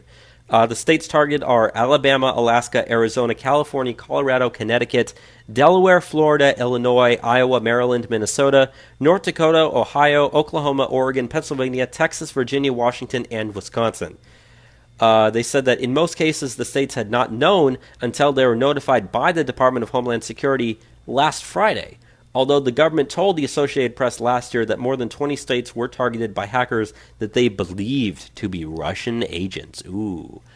Now, they did say that did not change any of the vote totals. Yeah. So, this really kind of is a nothing burger, if you think about it. But the media played it up differently. That's Absolutely. the thing. Like, you look at the original DHS statement, it doesn't even mention Russia. But the media still ran with it, assuming that this meant Russia.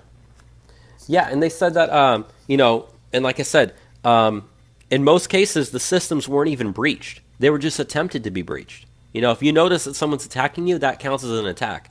That doesn't mean that they broke through your systems. They said a small number of networks were compromised, but those affected were not involved in the actual tallying of votes. These are voter registration systems. In most of the systems, the targeting involved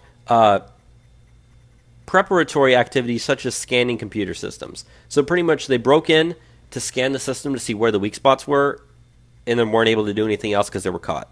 Yeah. Which, I've taken a class on like cybersecurity and that sort of stuff.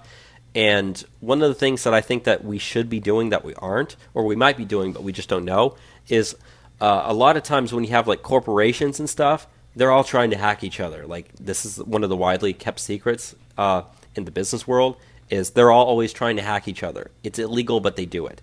One of the things that they like to do is they will literally set up a false computer system that looks real so that people can actually, hack into that one relatively easily, and then they catch them in the act to know, okay, what went wrong? Where can we focus our strengths here and there? I think that government should do this as well with our systems. It doesn't appear that they have done that. But, yeah, even then they said election officials in 3 states said Friday the attempts could be linked to Russia. So they literally don't know. They have no idea. They're just trying to use this as an opportunity to try to push the Russia thing, which there's still no evidence of that at all. Yeah. Let's move on to the bottom stack stuff for national news, though. The first thing I want to get into is the Senate voted 89-8 for a new defense budget of $692 billion. The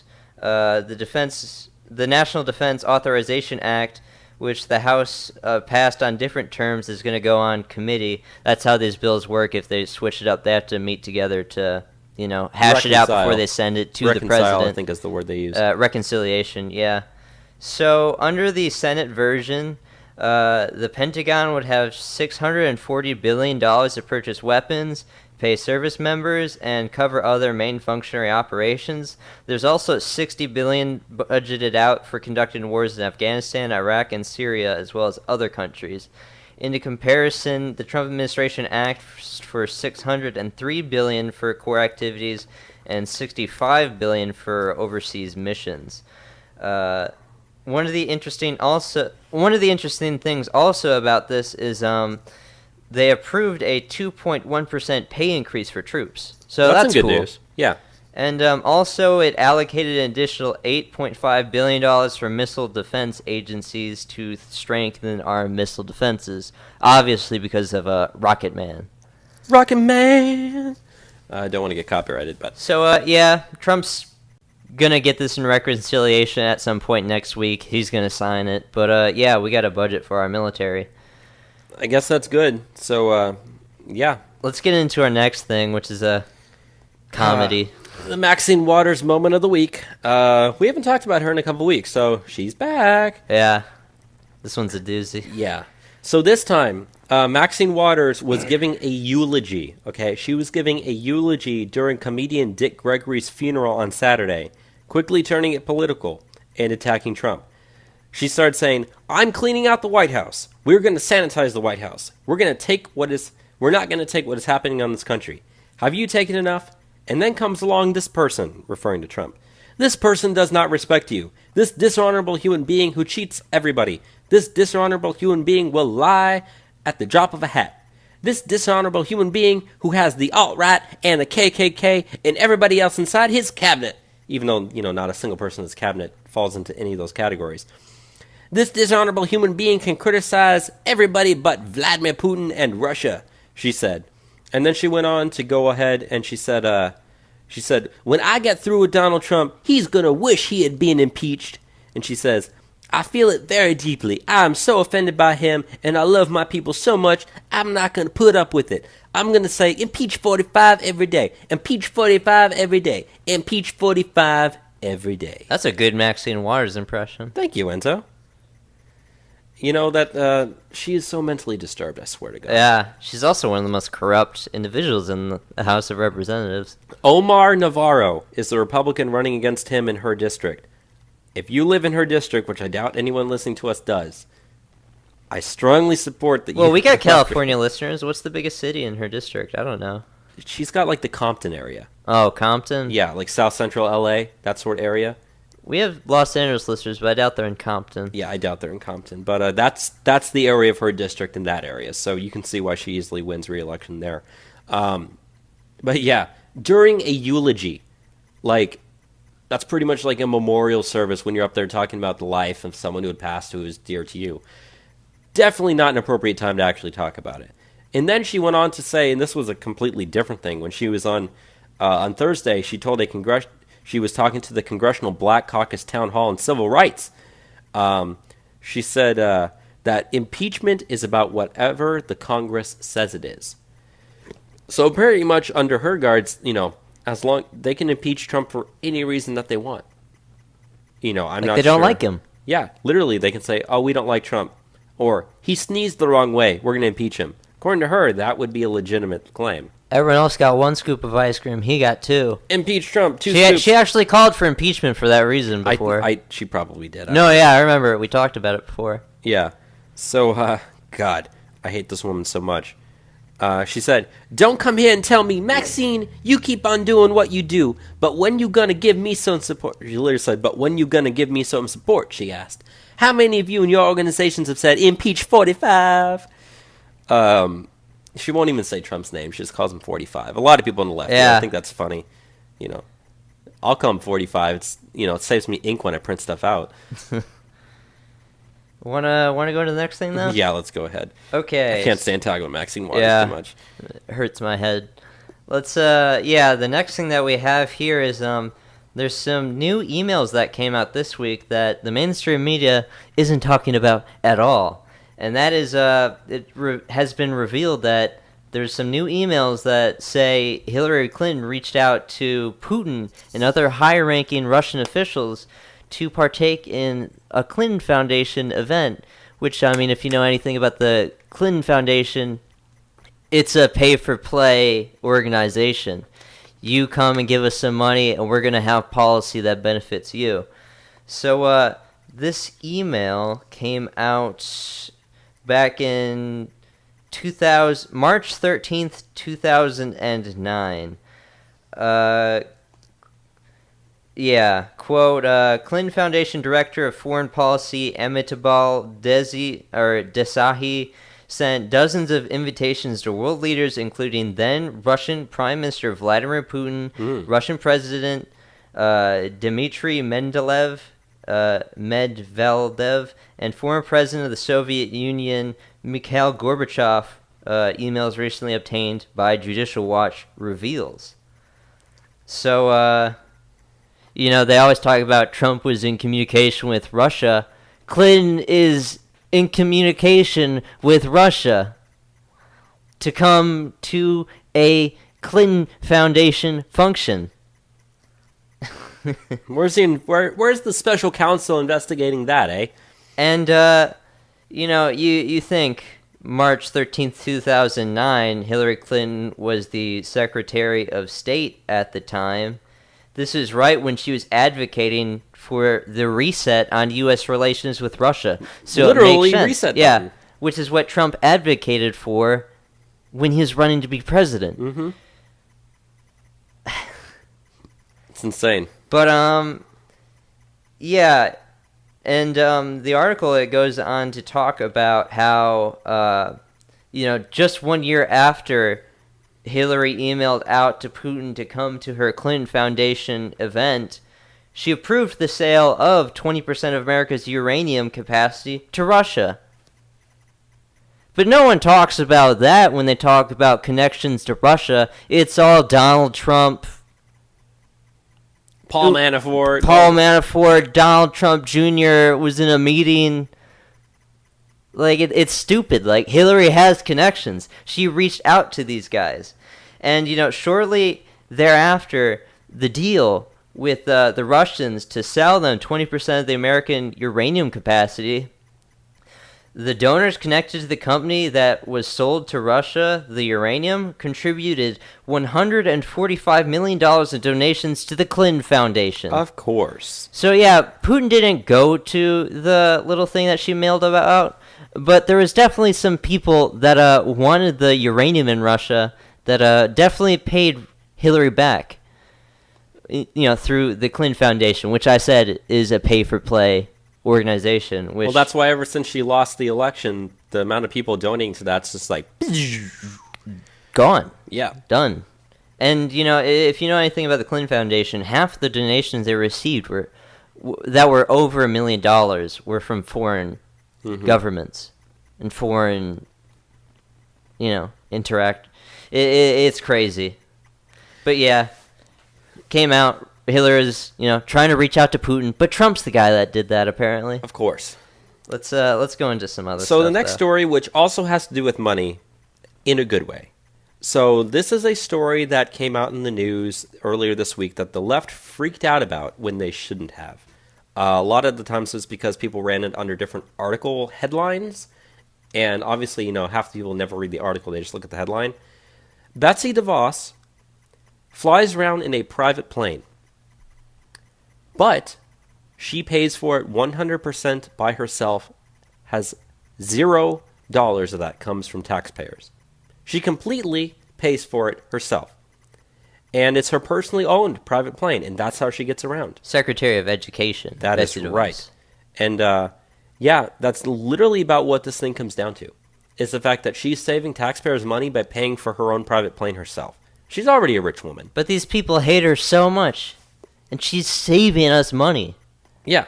And literally, they see a headline that says, Betsy DeVos flies around in private plane. I literally saw comments saying, I wonder how much money this costs the taxpayers. And then someone would reply, be like, dude, did you not read the article? Literally, people don't read the articles. And This is a big problem. They just look at the headline. That's why if you have a catchy headline, half the time the article doesn't even match it. And it was within the first paragraph or two, it said, yeah, by the way, she owns the plane and she pays for it herself. And the taxpayers don't get billed for it. Yeah. So, cool news there. Let's get into the last one before current year college craziness. This is some craziness This its is own. definitely crazy. It's more hilarious. So, a woman at a Hobby Lobby store saw them selling a cotton display, and she freaked out, saying that it was insensitive towards blacks. Now, this was a Texas woman. We don't know the exact Hobby Lobby store, but we do know that it was in Texas because the lady was a Texan. She posted a photo on Facebook, calling it wrong on so many levels. She says, "This decor is wrong on so many levels. There's nothing decorative about raw cotton, a commodity which was gained at the expense of African American slaves." In the past. The post has been shared more than 20,000 times and has 217,000 comments as of last Monday afternoon. Hobby Lobby has not released a statement on it.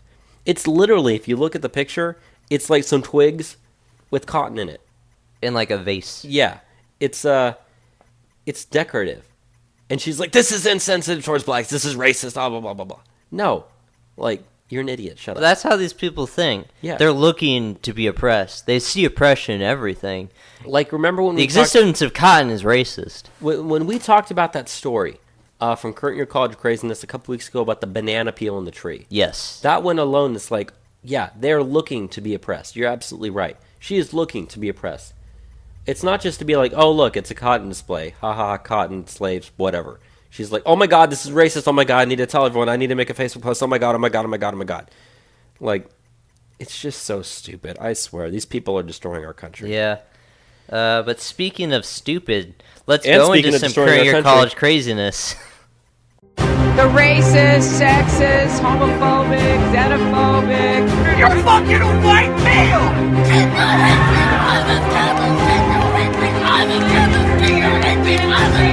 The assumption that women are naturally better caregivers is part of patriarchy.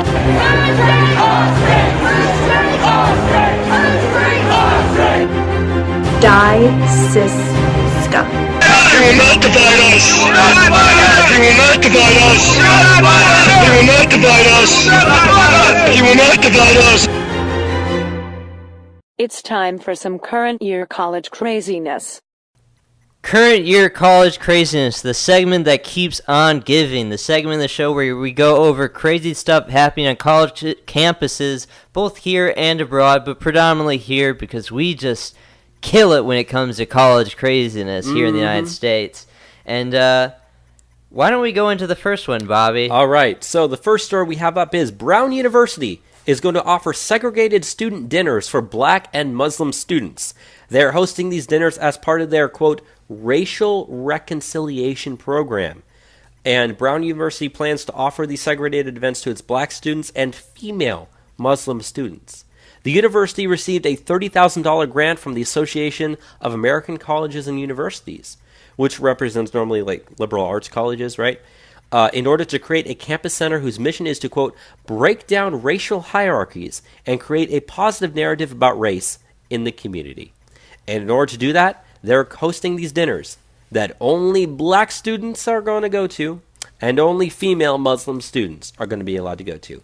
They have a lot of female Muslims? Huh?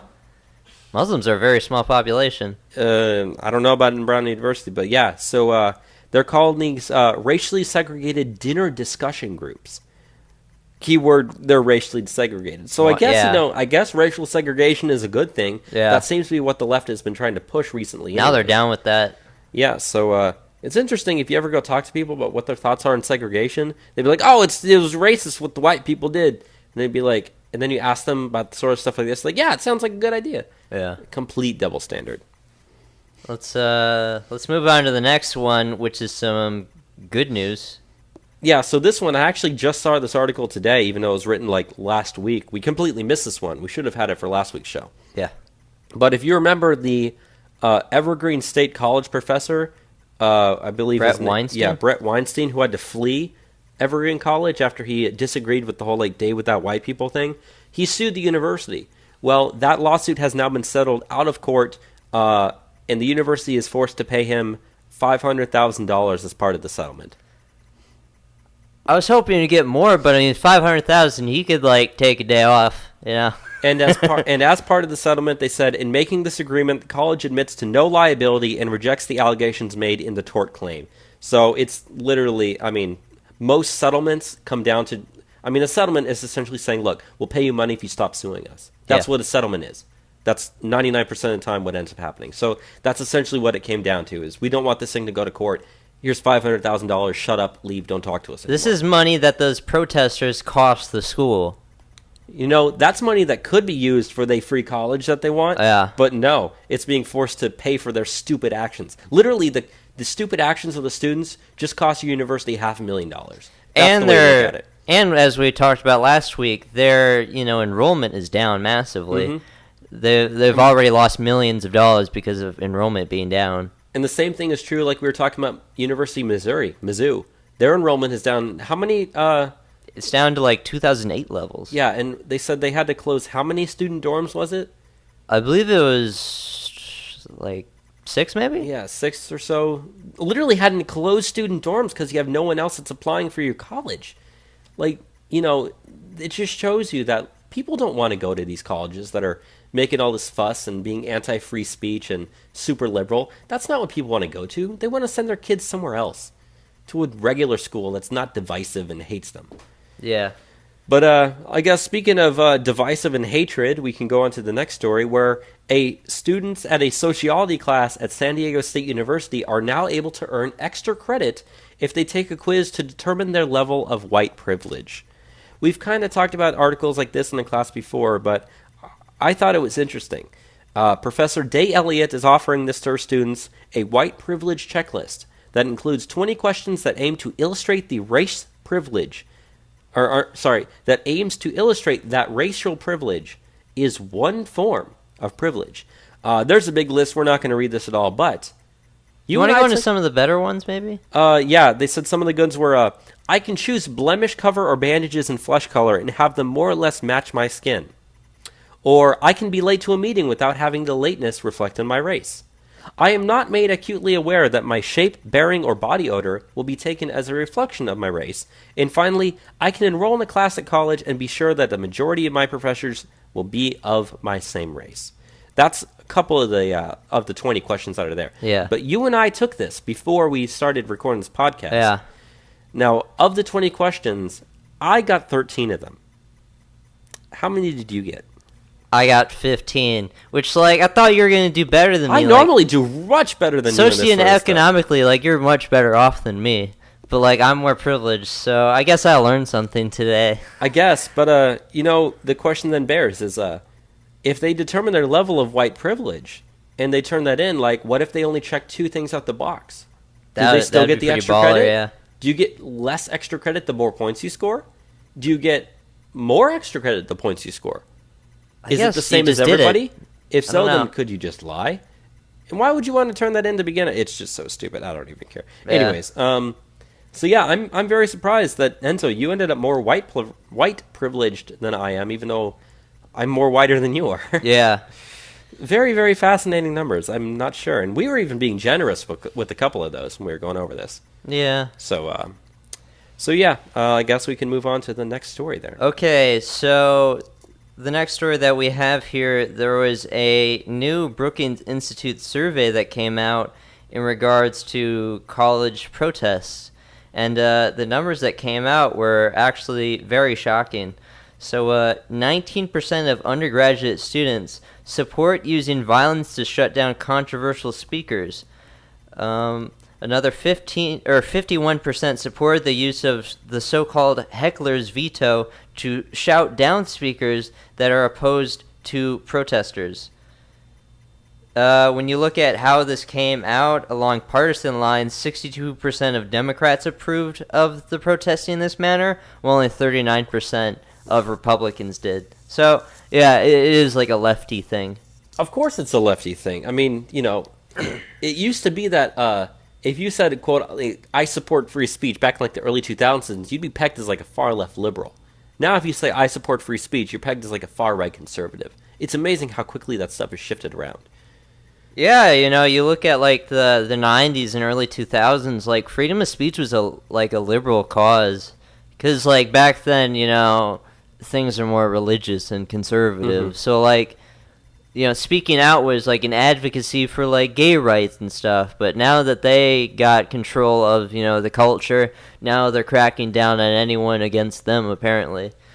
Anyways, I was going to say, it goes to show that, but 19% said they approved of using violence to prevent the speaker from speaking, but 81% still said that they do not approve of the violent approach. That's still a problem, though, because that means 1 in 5 people will support killing you if they disagree with you. Yeah, or that's still throwing very rocks high. at you as you're walking away to make sure that you can't speak on your bullhorn or megaphone. And if you look at the number of people that is, that's thousands of people on every campus. I mean, we're at Texas State. We've got almost 40,000 people. That's almost 10,000 students at this college would agree with using violence to shut down a speaker. That's enough to shut down that speaker. That's bad. That's insane. Also, that came out of this study, 39% of respondents indicated that hate speech is protected by the First Amendment, while 44% said that it was not protected under the First Amendment, which I mean, this has gone to the Supreme Court before. Every a couple single months ago. justice, agrees. Hate speech is free speech. So these kids are idiots. And what's worse is a lot of times I don't know if they are, I don't want to use the word intentionally stupid, or if they just are stupid. And I use this word stupid very, very lightly. But still, it comes down to that. I don't know if these people are being intentionally dishonest or they truly, truly believe it. And that worries me either way. It really does. So I guess that's that for me. Yeah. Let's go into the next story, and that is in regards to some protests that happened out at Georgia Tech after a student was killed by a police officer. Now, did you hear about this story? The guy's name was Scout Schultz, Bobby? I didn't hear about this story at all. They have this on video. Apparently, was this the one where he had the knife? Okay, I've seen this video. Now that I remember that, I just saw a screenshot there. I watched it. Yeah. So this is most likely suicide by cop. What he did here, he was very, very mentally ill. It was actually transgender person. He actually used the pronouns they, them. So I guess they called the police.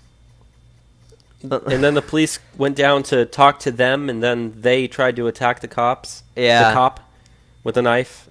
It's confusing when we use their pronouns. Let's just say he. Yeah, so police... yeah. There's a call on the phone to the police saying there's a suspicious person holding a knife, and it's possibly armed with a gun to the hip.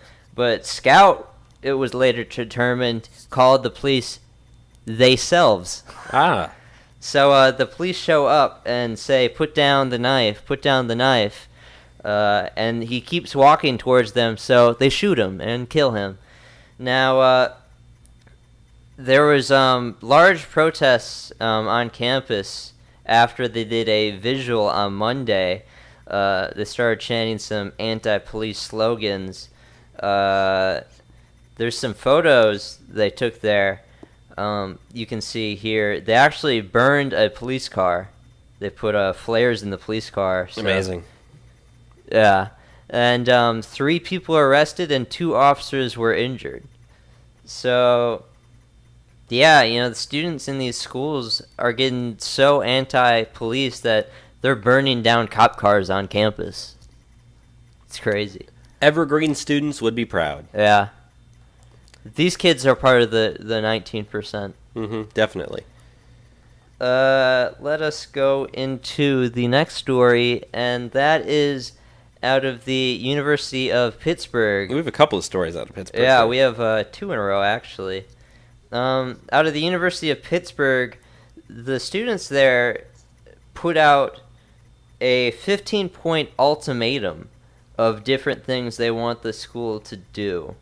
Now, I guess I can go into a couple of them. We don't need to get into all of them. Yeah, just the good ones, I guess. Well, yeah. The really good ones, because they're all kind of dumb. So, they want to disarm all university police, and they want to ban city cops from entering the school entirely.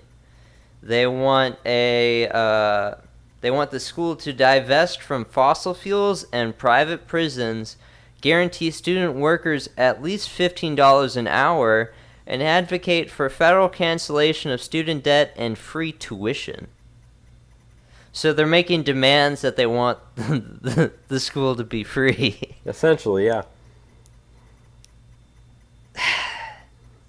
They also want the chancellor of the school, Chancellor Gallagher, to take a 10% pay cut. A 10%? They want gender-neutral bathrooms. They want the school to declare itself a sanctuary campus. They want to build new anti-racism facilities and new cultural organizations. And they have to build an anti-racism facility. Yeah. Not just here's an open office room, use that. They literally have to ask them to build a new facility. That's amazing. I just want to go back to that one you said. that the Chancellor Gallagher take a 10% pay cut to hike employee pay. Okay? I'm going to digress here to something else. And this is when people talked about how much, big name people like, CEOs of whatever, how much money they make. Okay? Take Walmart, for instance. Now, I'm just going to make up some numbers here, so let's just assume these numbers actually are correct. All right, you ready?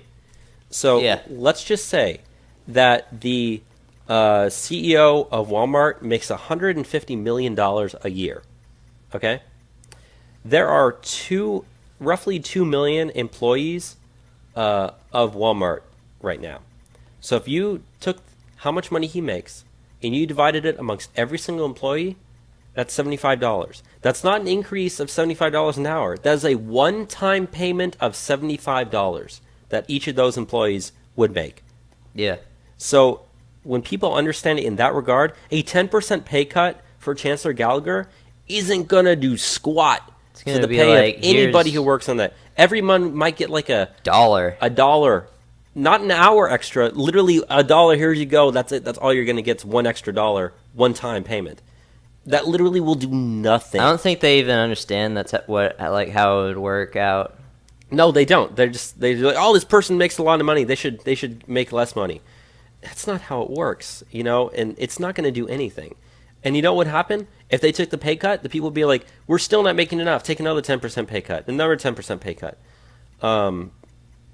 So again, I don't know if these people are intentionally dumb or if they're just dumb. And both of those concern me. So the next story that we have is also out of the University of Pittsburgh. So I guess University of Pittsburgh's on our watch list now, along with, Cornell and a lot of other places. They have a student group there called Pittsburgh Student Solidarity Coalition. And on Wednesday night, the college Republicans were hosting a debate between scholars from the Heritage Foundation and the Cato Institute on immigration. So these students from the Pittsburgh Student Solidarity Coalition show up with loud noisemakers, and kazoos. And apparently they had cone hats on for some reason. I don't know why. But so they shut down the entire debate, and they have promised to continue with the shutting down of things. They actually released a statement. I guess I'll go through that. This one's a doozy. The University of Pittsburgh brings right-wing speakers to have, quote, debates about immigration, continues to defend racist shit, and arrests any student who brings this to attention. The Pitt College Republicans debate had no room for the names of those who have lost their lives to this death machine. The statement goes on to say, fuck every cop who has ever did their job, from border police to campus police to the racist killers in St. Louis. Encouraging its members to rage on in the face of state terror. Well. That's I don't even know what to say to that. I don't want those people to be on my campus. What do you think? Yeah, no, they should be put down. Oh, they also, in encouraging people to come out to the event to disrupt it, they said that afterwards you get to have free Chick-fil-A. Oh, yay, free tendies. Free Chick-fil-A. I like having free Chick-fil-A. I'm surprised they're not protesting the Chick-fil-A, shutting that down. I'm sure that they would protest. Here's the thing, Enzo. If it wasn't free, then they would have to pay for it. Yeah. But, quite a statement from the Pittsburgh Student Solidarity Coalition, saying that they're going to continue to disrupt things.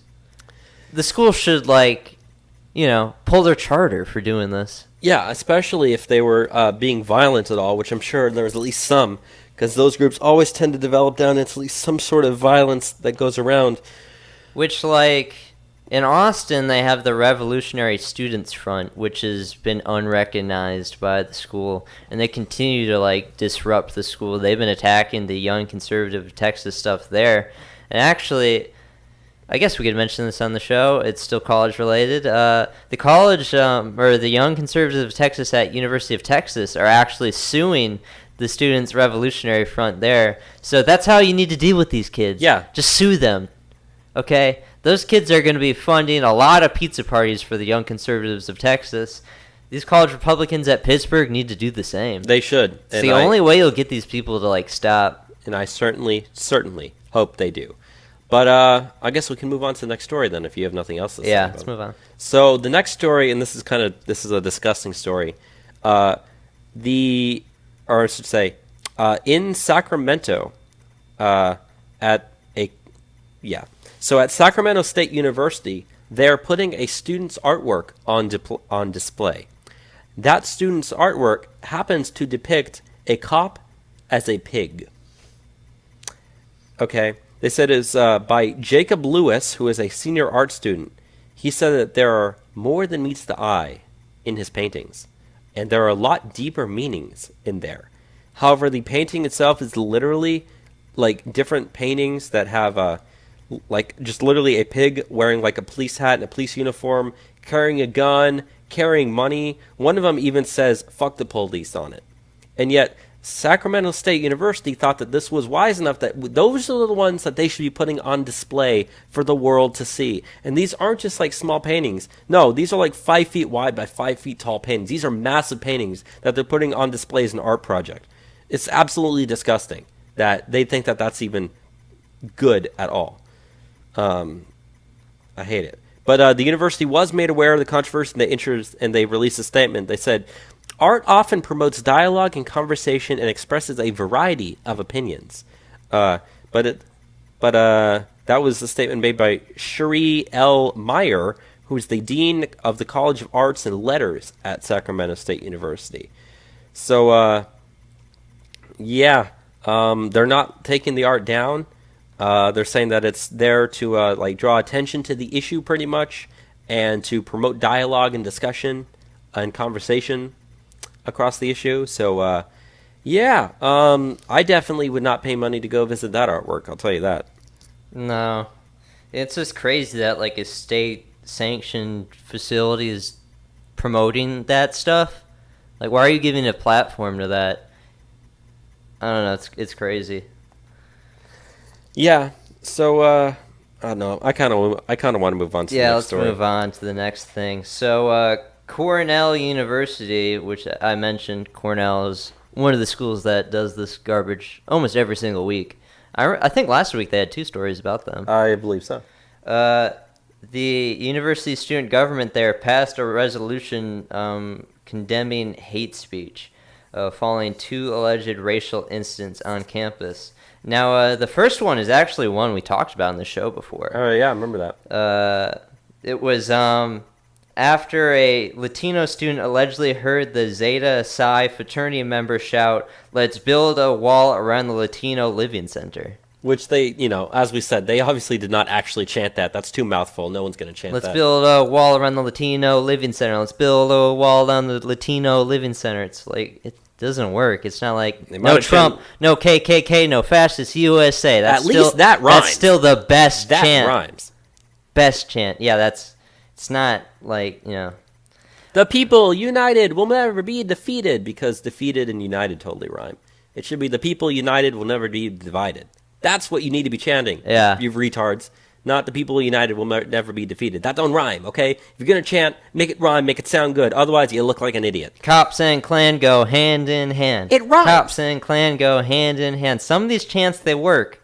Some not so much. Yeah. That's why I don't believe this kid, And though. let's build a wall around the Latino Living Center does not rhyme at all. Not believable. It's not a chant. I don't believe it. The other instance of racial, I guess, instance that they had on campus was apparently someone repeatedly called a black student racial slurs and assaulted them, and that's under an investigation. So, so they passed this resolution saying that I don't know, that they're just going after this stuff, and they said that the judicial code, or let me just read their stuff. This is from, oh no, this is from a different thing. But like they said that quote, some say that we need to defend free speech, and we absolutely don't need to do that. That was one of the people in the student government. Amazing. Yeah. Yeah, according to here, it says the student assembly voted 19-0 with one abstention in favor of a resolution that would condemn hate speech, while calling on the university to take action to implement BSU's demands. And they made an amendment in the resolution on Thursday to include the guy that is accused of the physical altercation with the black guy. But, like, one, it's under investigation. But two, that guy says, like, he's apologized for, like, you know, the racial slurs. But he said, I'm not the one that assaulted them. So they're just, you know, muddying the waters further, I guess. Also, it happened on Cornell. There was a big student protest, though, which is why I was tripped up. Because there was a statement from the Black Student Union that they went on protest after this incident.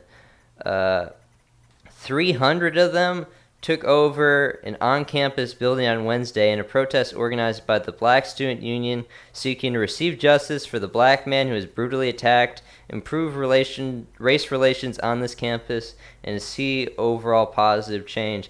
Now, prior to their taking over that building, they also released 12 demands. You know, these kids are always making demands.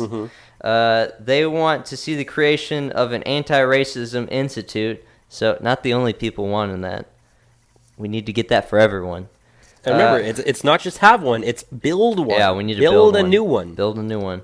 The hiring of additional mental health professionals and mandatory diversity training for all employees, which I don't think that's a good idea. They have, like, studies on where when they put people through diversity training, they actually become more racist. So, you probably don't want to do that. But, I mean, they don't know about that. But, I say let them do it, then. Yeah. So, yeah, crazy stuff happening at Cornell. Cornell's just doing what they do. That brings us to the last story that we have this week for Current Year College Craziness. And this is from a Professor James Jupp from UT Rio Grande, the Rio Grande Valley. The professor recently called for the destruction of what he calls white stream cherished knowledge. He wrote an article about this that was published in the Journal of Whiteness and Education. It was called White Scholars Working Against Whiteness. Such knowledge, Jupp explains, refers to white stream subject area contents and related whitened intellectual habits that form the basis of much mainstream learning and teaching in U.S. schools. Jupp cites K-12 history lessons as an example, noting that K-12 students are taught through the lens of white privilege, which creates problems among the future educators in Jupp's classes, whom he teaches to resist critical race and whiteness pedagogies. In an effort to fight this, Jupp, a proponent of decolonizing education, calls for his fellow professors to commit to, quote, the creative destruction of cherished curriculum knowledge and replace it with actionable teaching, anti-racist knowledge for race-visible teaching. So, in layman's terms, what do you think that means, Enzo? You know, the anti-racist is just code for anti-white. Which is true. Yeah. Like, okay, so, like, he talks about history lessons as an example, and he talks about how this creates problems amongst future educators. The thing is, just like, the majority of this people in the country are white. The majority has always been white in this country. The majority of the history in this country is going to be about white people. But, you know, that's seen things through a lens of white privilege. And as, you know, I took the study or, you know, the survey earlier, I have a lot of white privilege. More 15 so than out me. of 20. More so than Bobby. So, you know, every single time I'm speaking, I'm just spewing white privilege out. I think there was some other choice quotes in here. The guy is a quote machine. Let's see. Quote, racialized curriculum recoding is important because it begins to outline the ways in which critical race or whiteness pedagogies must actually recode and replace existing cherished knowledge in process-oriented ways.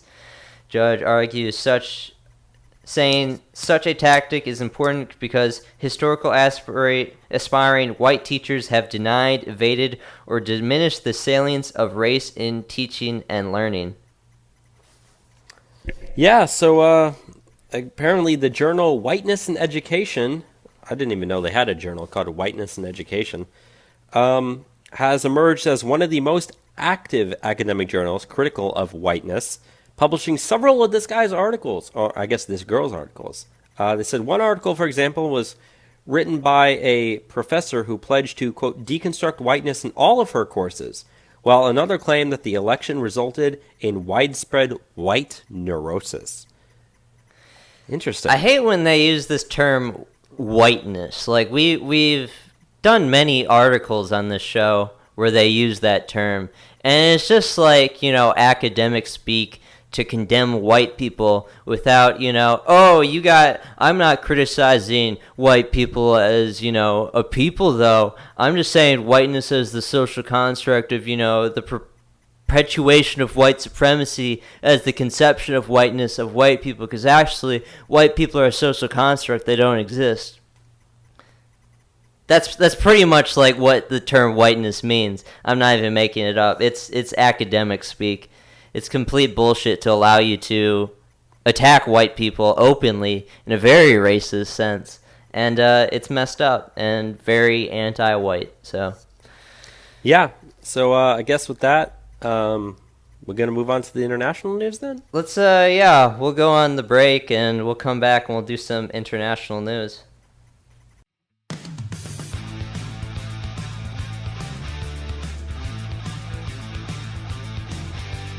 Hey, Patriots and Warriors, this is Bass Stickman, and you are listening to Trump Republic Radio. We were minding our own business, trying to celebrate the free speech that you think is so important, and you came to our rally and you chanted, "You're fags. Go home. You have low testosterone." And he's been on many very prominent right-wing shows talking about his cause, and that would be Simon Roach of the Sadelanders. Hello Enzo, hello Robert, thank you very much for having me.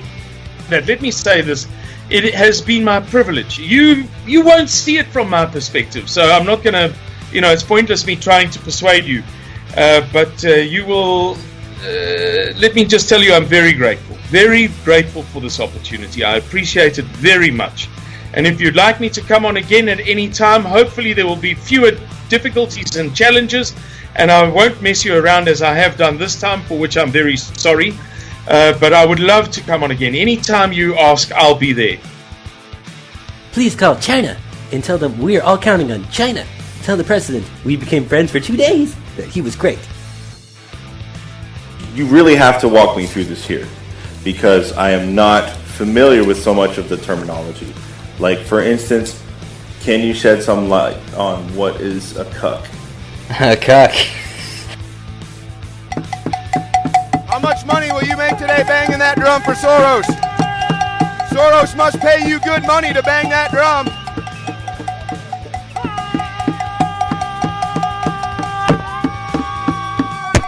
Whoa. Hey, do you play ping pong?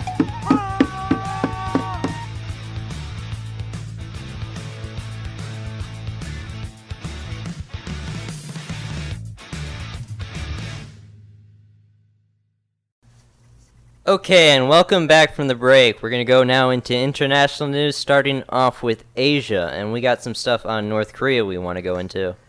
Yep, and this is another poll that was taken. This was a poll that was taken by, if I can see where it says right here, it was a survey of 1,022 U.S. adults this was a Gallup poll. So they wanted to see how many, as a percentage of Republicans and Democrats and whatever, favor a military strike against North Korea should diplomacy and sanctions fail.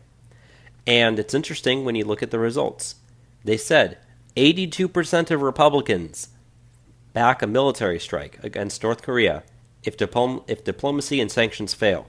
Among independents, 56%. And among Democrats, it's 37%.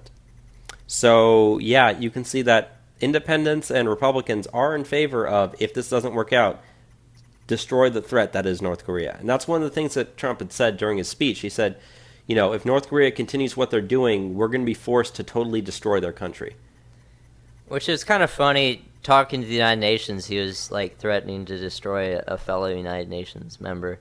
But like, I don't want a military strike at all.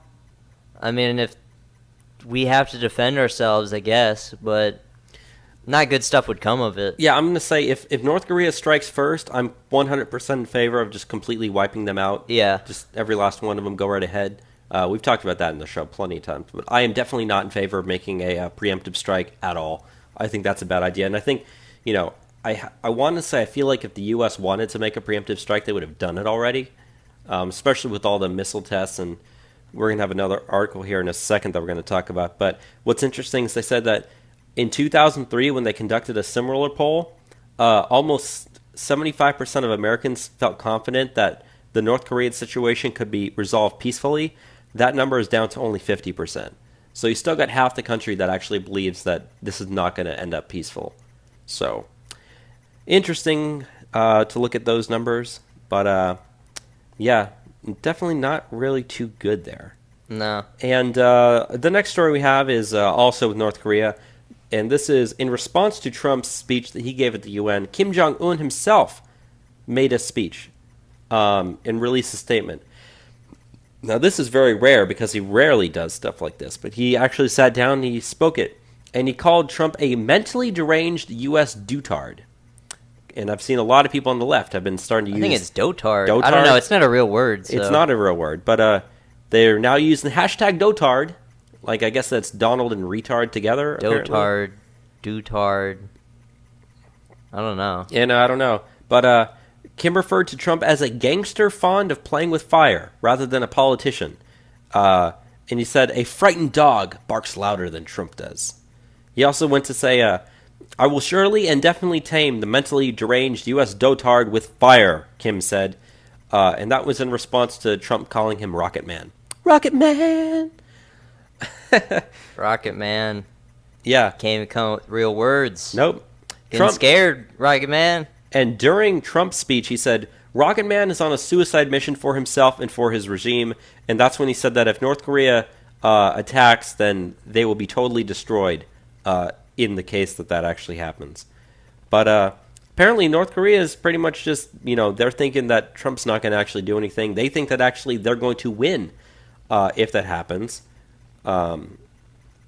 Because they said that Trump would, quote, pay dearly for his threats against North Korea. So we'll see where that goes. I honestly don't know what that's going to go. We've been talking about North Korea since we started this show 6 months ago. And still nothing's happened. Really besides happened. A couple more missile tests, a couple of nuke tests, a possible hydrogen bomb test, which is the next story. And that a we're new talk nickname about. for Rocket Man. Rocket Man! So, yeah, the next story that we're talking about here is this that since North Korea does now have a hydrogen bomb, they said they're thinking about testing one in the Pacific Ocean. However, the thing about that is, if they do test that on the Pacific Ocean, not underwater, but like actually on the ocean itself, apparently they said that will be considered an act of war. You know, not like launching missiles towards Japan is considered an act of war, or like testing your own nukes would be considered an act of war. But it's interesting that that's the case, and yeah, I don't know if they're actually going to test it, but it's interesting that to see if they actually do test it, because that'll be like the first hydrogen bomb tested in open waters in decades, if that's the case. So, yeah, hopefully they would actually do it, but I would not be surprised to see if they do. Now, the last story that I have at least to say about North Korea is related actually more towards China. And this is kind of in response to what we were saying about Trump's executive order that he signed. Chinese banks have actually started halting business with North Korea. And South Korea has paid, I think it's $8 million, I believe, to banks to help with that. So anyways, yeah, now even Chinese banks are stopping business with North Korea.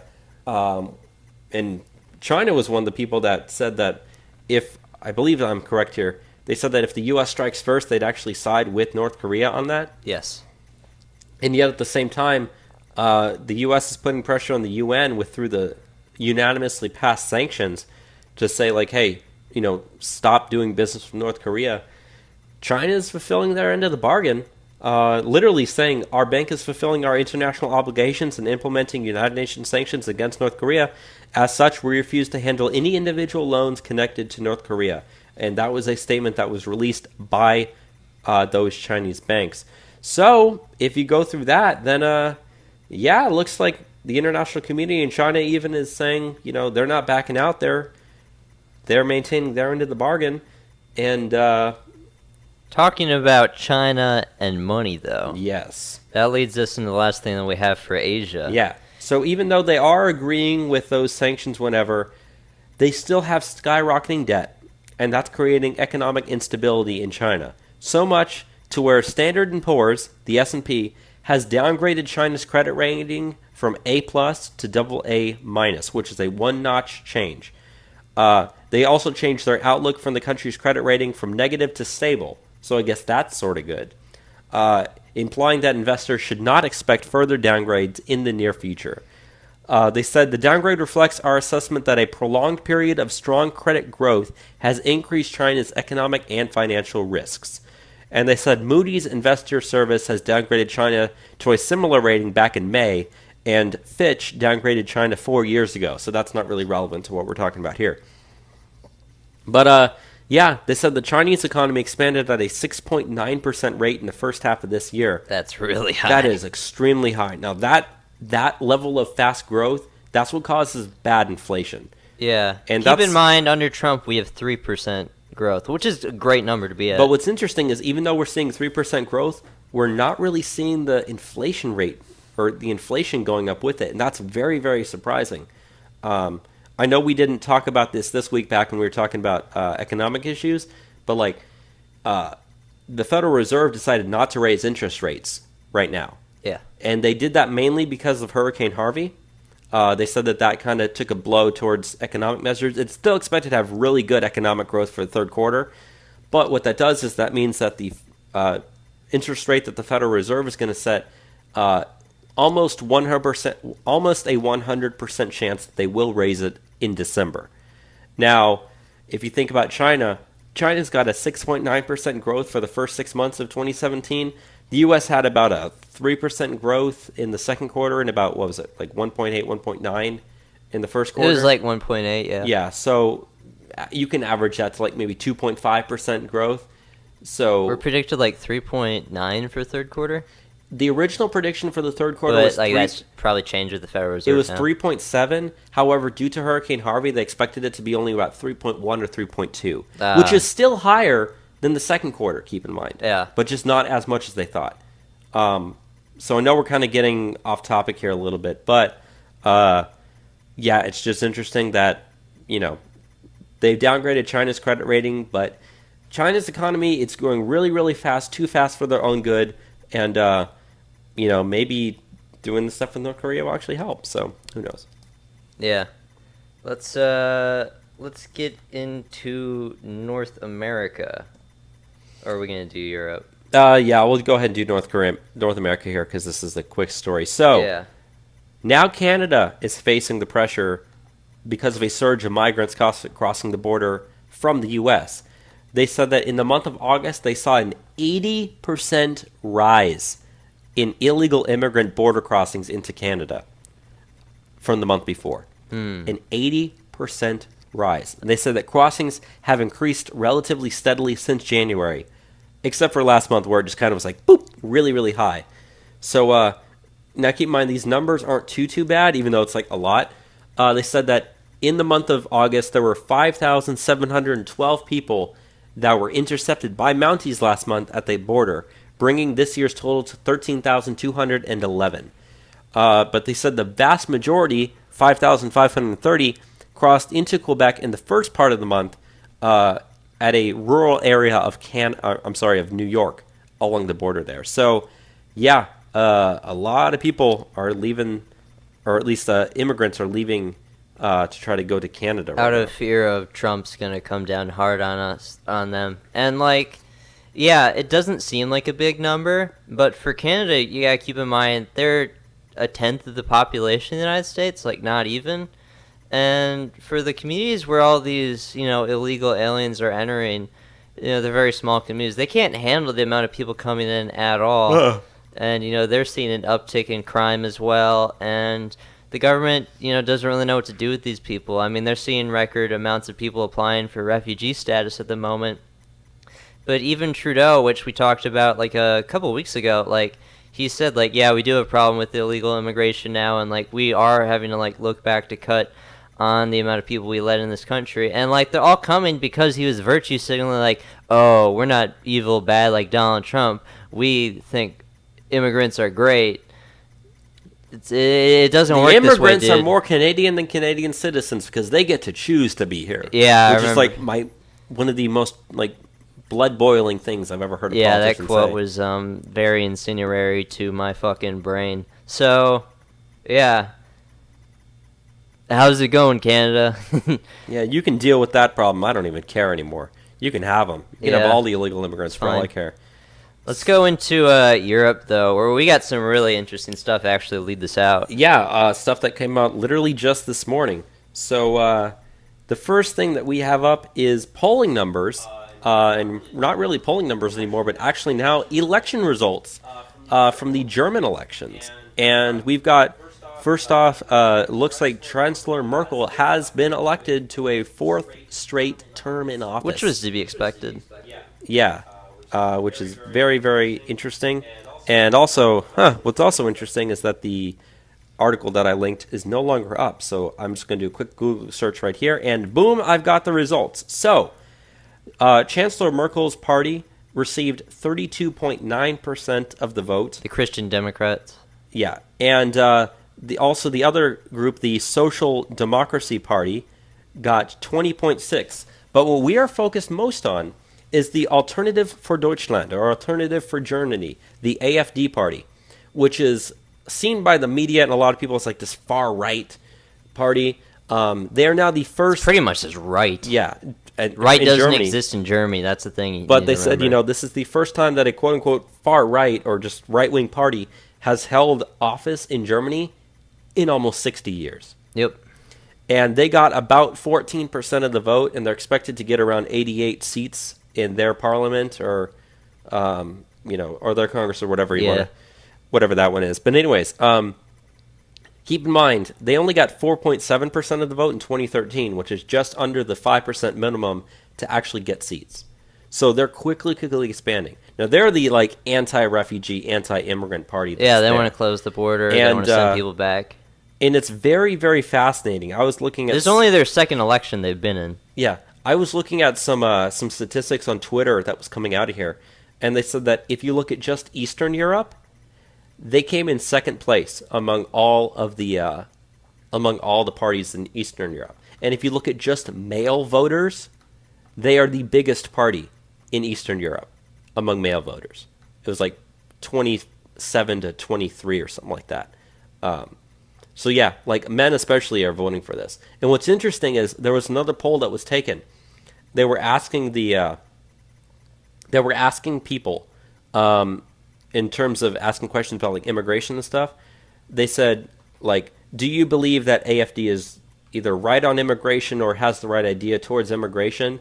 And what was interesting is of non-AfD voters, even something like 40% of them said that they believe that AfD has the right views on immigration, which is fascinating, Yeah. AfD, if you want like the equivalency to like American politics, they're like basic conservatives, like libertarians, like they aren't that radical, just like there is no such thing as right wing in Germany, and you need to look at this with like a historical lens to understand it. So all like the men that would even be right wing, first they died in the First World War, And then, the next generation of right-wing men died in the Second World War.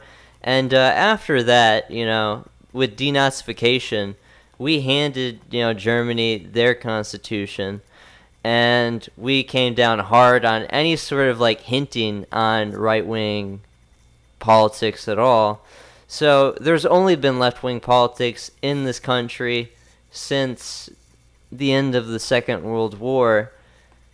And, there's such hostilities towards the idea of even being right-wing because, there's the big specter of Nazism to where, they just call anyone that is AFD a Nazi. But even with that, because, to be even right-wing is the equivalency of being a Nazi to everyone there. It's socially unacceptable to be a right-wing.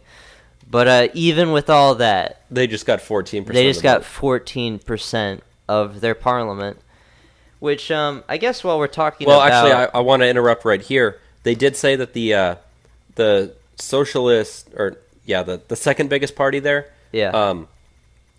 They said that they will not be seeking to form a coalition with Merkel's party, which is interesting because that would then pretty much, put them in the vast majority of people there. So by them saying they're not going to form a coalition with her, that actually gives AFD even more power. Yeah. In their parliament. So they it's need interesting to, why they wouldn't the do Greens or something. And also I was kind of thinking about this. What that really does is that kind of it reaffirms as to why I don't think a simple popular vote is a good idea. Because if you look at it, Merkel just got elected with 32% of the vote. Yeah. And so a good 65, 67, 68% of people voted for someone else. And yet she's now the winner. Okay? Whereas at least in our elections with the electoral college system, you win the majority of the vote in the majority of states. Even if you may lose, quote unquote, the popular vote, you're still elected by a majority of the people. But imagine if you had a three-way race that was going, or a four-way race, and everyone got an almost even share. Well, one guy got 26, one guy got 25, one guy got 25, and one guy got 24. And all three of the people that got less than 26 were super, super far right-wing, but the person that got 26 was super, super far left-wing. That person would be the winner.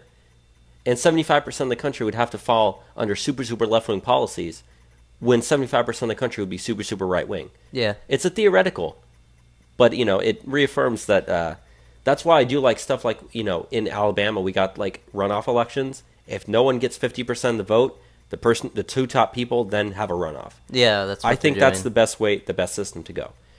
Because Merkel, her popularity has dropped a ton. I mean, she has been, the chancellor of Germany for 12 years now. Yeah. So yeah, she has been popular, but the migrant crisis has really hurt it. And I actually have another thing here. There was a report published by the German parliament's legal experts that found that Angela Merkel didn't even have the authority to open the country's borders up to the vast swaths of refugees. Quoting from it, it says, it quoted a ruling by the Federal Constitution Court on refugees reuniting with their families in Germany, which stated that Parliament is obliged to decide whether and to what extent the proportion of non-Germans in the population will be altered by the arrival of foreigners inside the country. So what Angela Merkel's even done is illegal. So yeah, it makes sense why she's unpopular. It makes sense why, in the face of, illegal actions by your government, people are going to fall into the right wing, no matter the social repercussions. Absolutely. And what's even worse is that, I have strong doubts that Germany is ever going to actually be able to recover from this. I really do. Yeah. And the fact that it was illegal to begin with, that, again, that just makes my blood boil. It really does. So. Yeah. I guess we can move on to the next story then. Which is Catalonia. And that is Spanish police raids on the Catalan government have halted at the moment the banned referendum. Now, Spanish police raided Catalan government offices and arrested officials on Wednesday, and if you don't know what's going on, we've been talking about this, I guess the last, 2 weeks maybe? Yeah, just about. Catalonia is culturally, linguistically, and ethnically different than the rest of Spain. And at the moment, they're wanting independence. And they have a referendum for October 1st. But the government struck this down and said, you can't have this referendum. But, I mean, the public sentiment at the moment in Catalonia is they want to leave. And, this is not in here what I'm talking about, but I also read another story in regards to the situation in Catalonia, and it said that the police in Catalonia are siding with the Catalan government at the moment. So, there's mass disunity in the country. I mean, civil war proportions, because, the government in Madrid is absolutely not letting them do this, because Catalonia is the most economically strong part of the nation. As far as taxes go and benefits, they pay more in taxes than they receive. So Spain is already a very poor country. If they lose Catalonia, it's going to get way worse for all of them. But even in the face of what is going on now, they're going to continue to try and do this referendum. The state police arrested Catalonia's junior economy minister, Josep Maria Jove, on Wednesday, and they also targeted a dozen other high-ranking officials. And I guess we'll have to see what happens. I guess so. Yeah, who knows if they're even going to be able to have the referendum. Because if you're saying the police are siding with them, they'll probably try to protect people who are going out to vote in that thing. Because, maybe the government of Madrid is going to send out their own guys, because they say, they're going to... They've already been taking down any sort of banners or flyers in regards to the referendum, and they're planning, even on referendum day, to, go and seize ballot boxes and stuff. This thing could end in a bloodbath starting Monday. Who knows? Yeah. Or not Monday, but the 1st. Very soon. So... hopefully nothing too bad will happen, but I would not be surprised. So, speaking of bad things happening, though, we move to London, where there was an acid attack at the Stratford station, which I believe is in London. Yeah, in East London, where 6 people were injured when a gang of people opened the doors and started spraying acid into a crowd.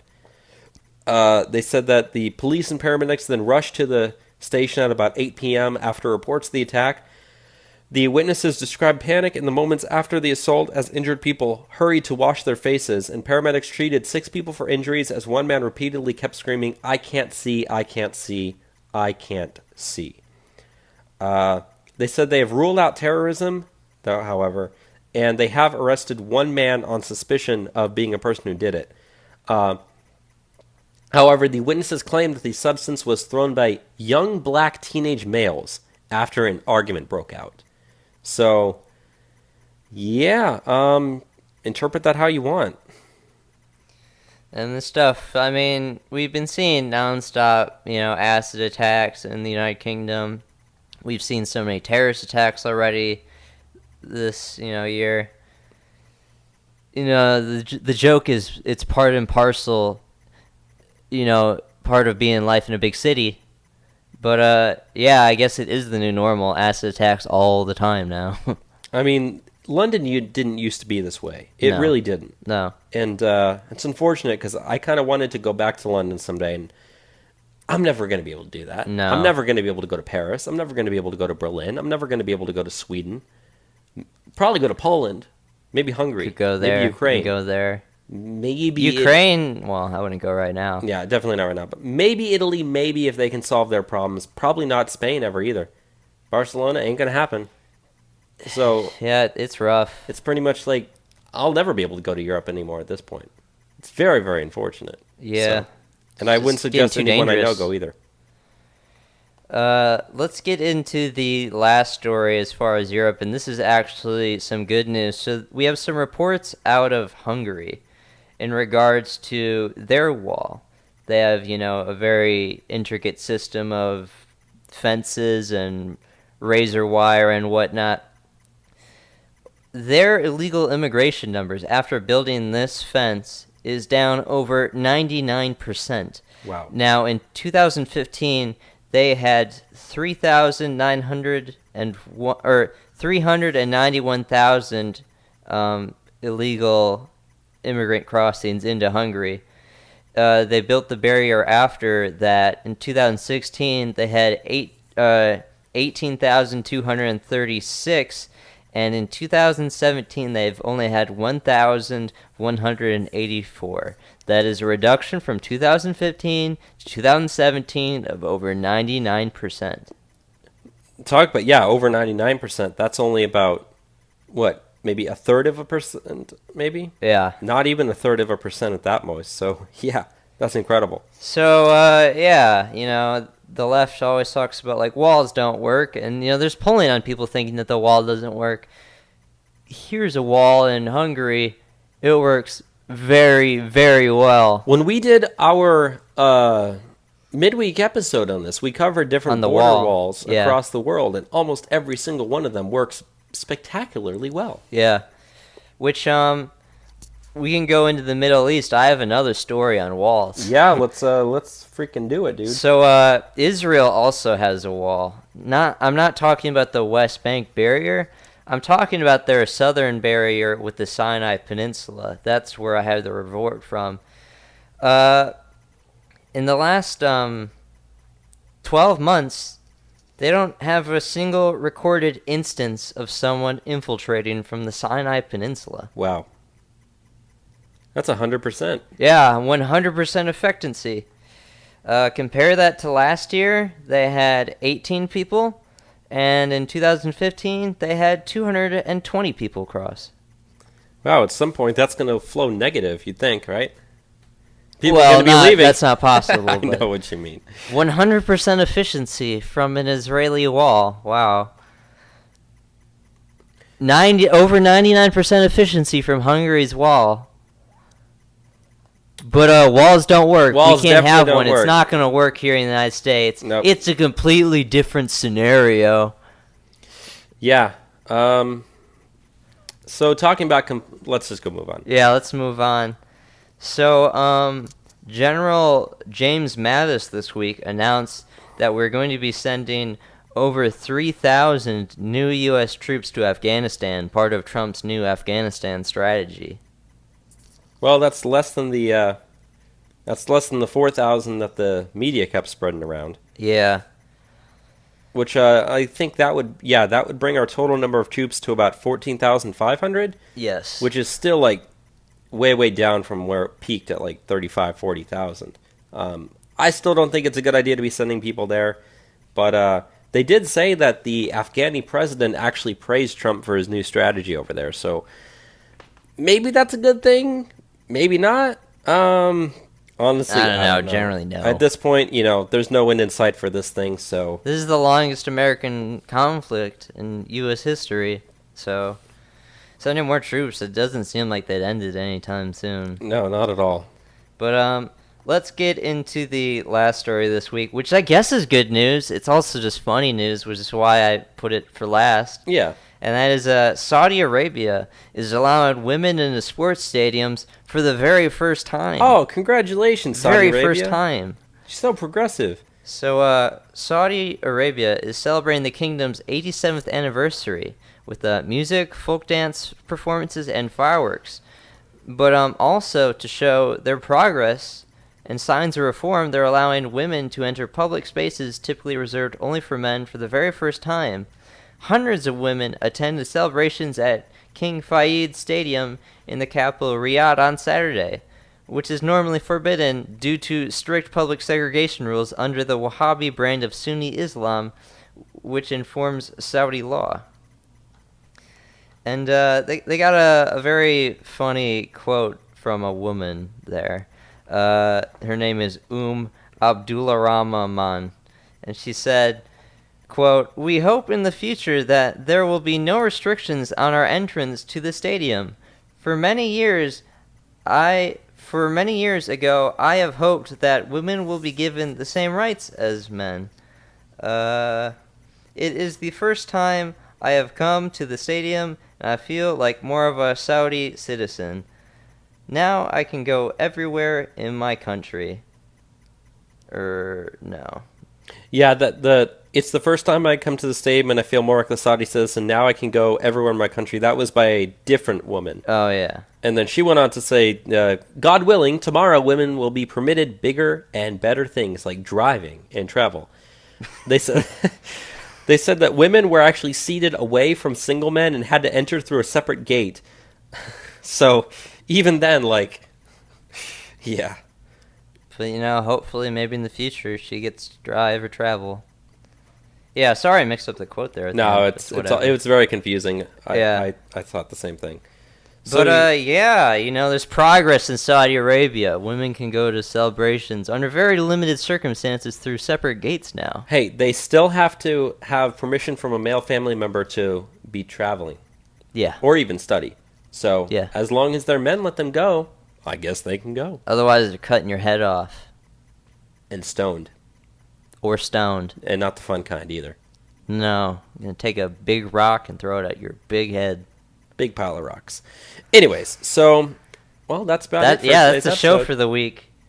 Actually, under 3 hours for the first time in a while. Very, very good. And we're making progress here. So, I don't really have anything else to say. I guess all I could say is we can just plug the midweek one more time. And yeah, we're going to be doing Hillary Planet Podcast episode 2. And remember that we are still taking donations for the show. We're looking to expand and sell some T-shirts pretty soon. Also, it could just go to hosting costs. Yeah, because that'd be good too. It does cost us a bit every month to be able to do this podcast. If you want to donate, we're at Trump Republic. Let's see, right? It's PayPal.me/Trump Republic Radio. And also, if you want to contact us at all, any comments, questions, or concerns, you can email us at TrumpRepublicRadio@gmail.com.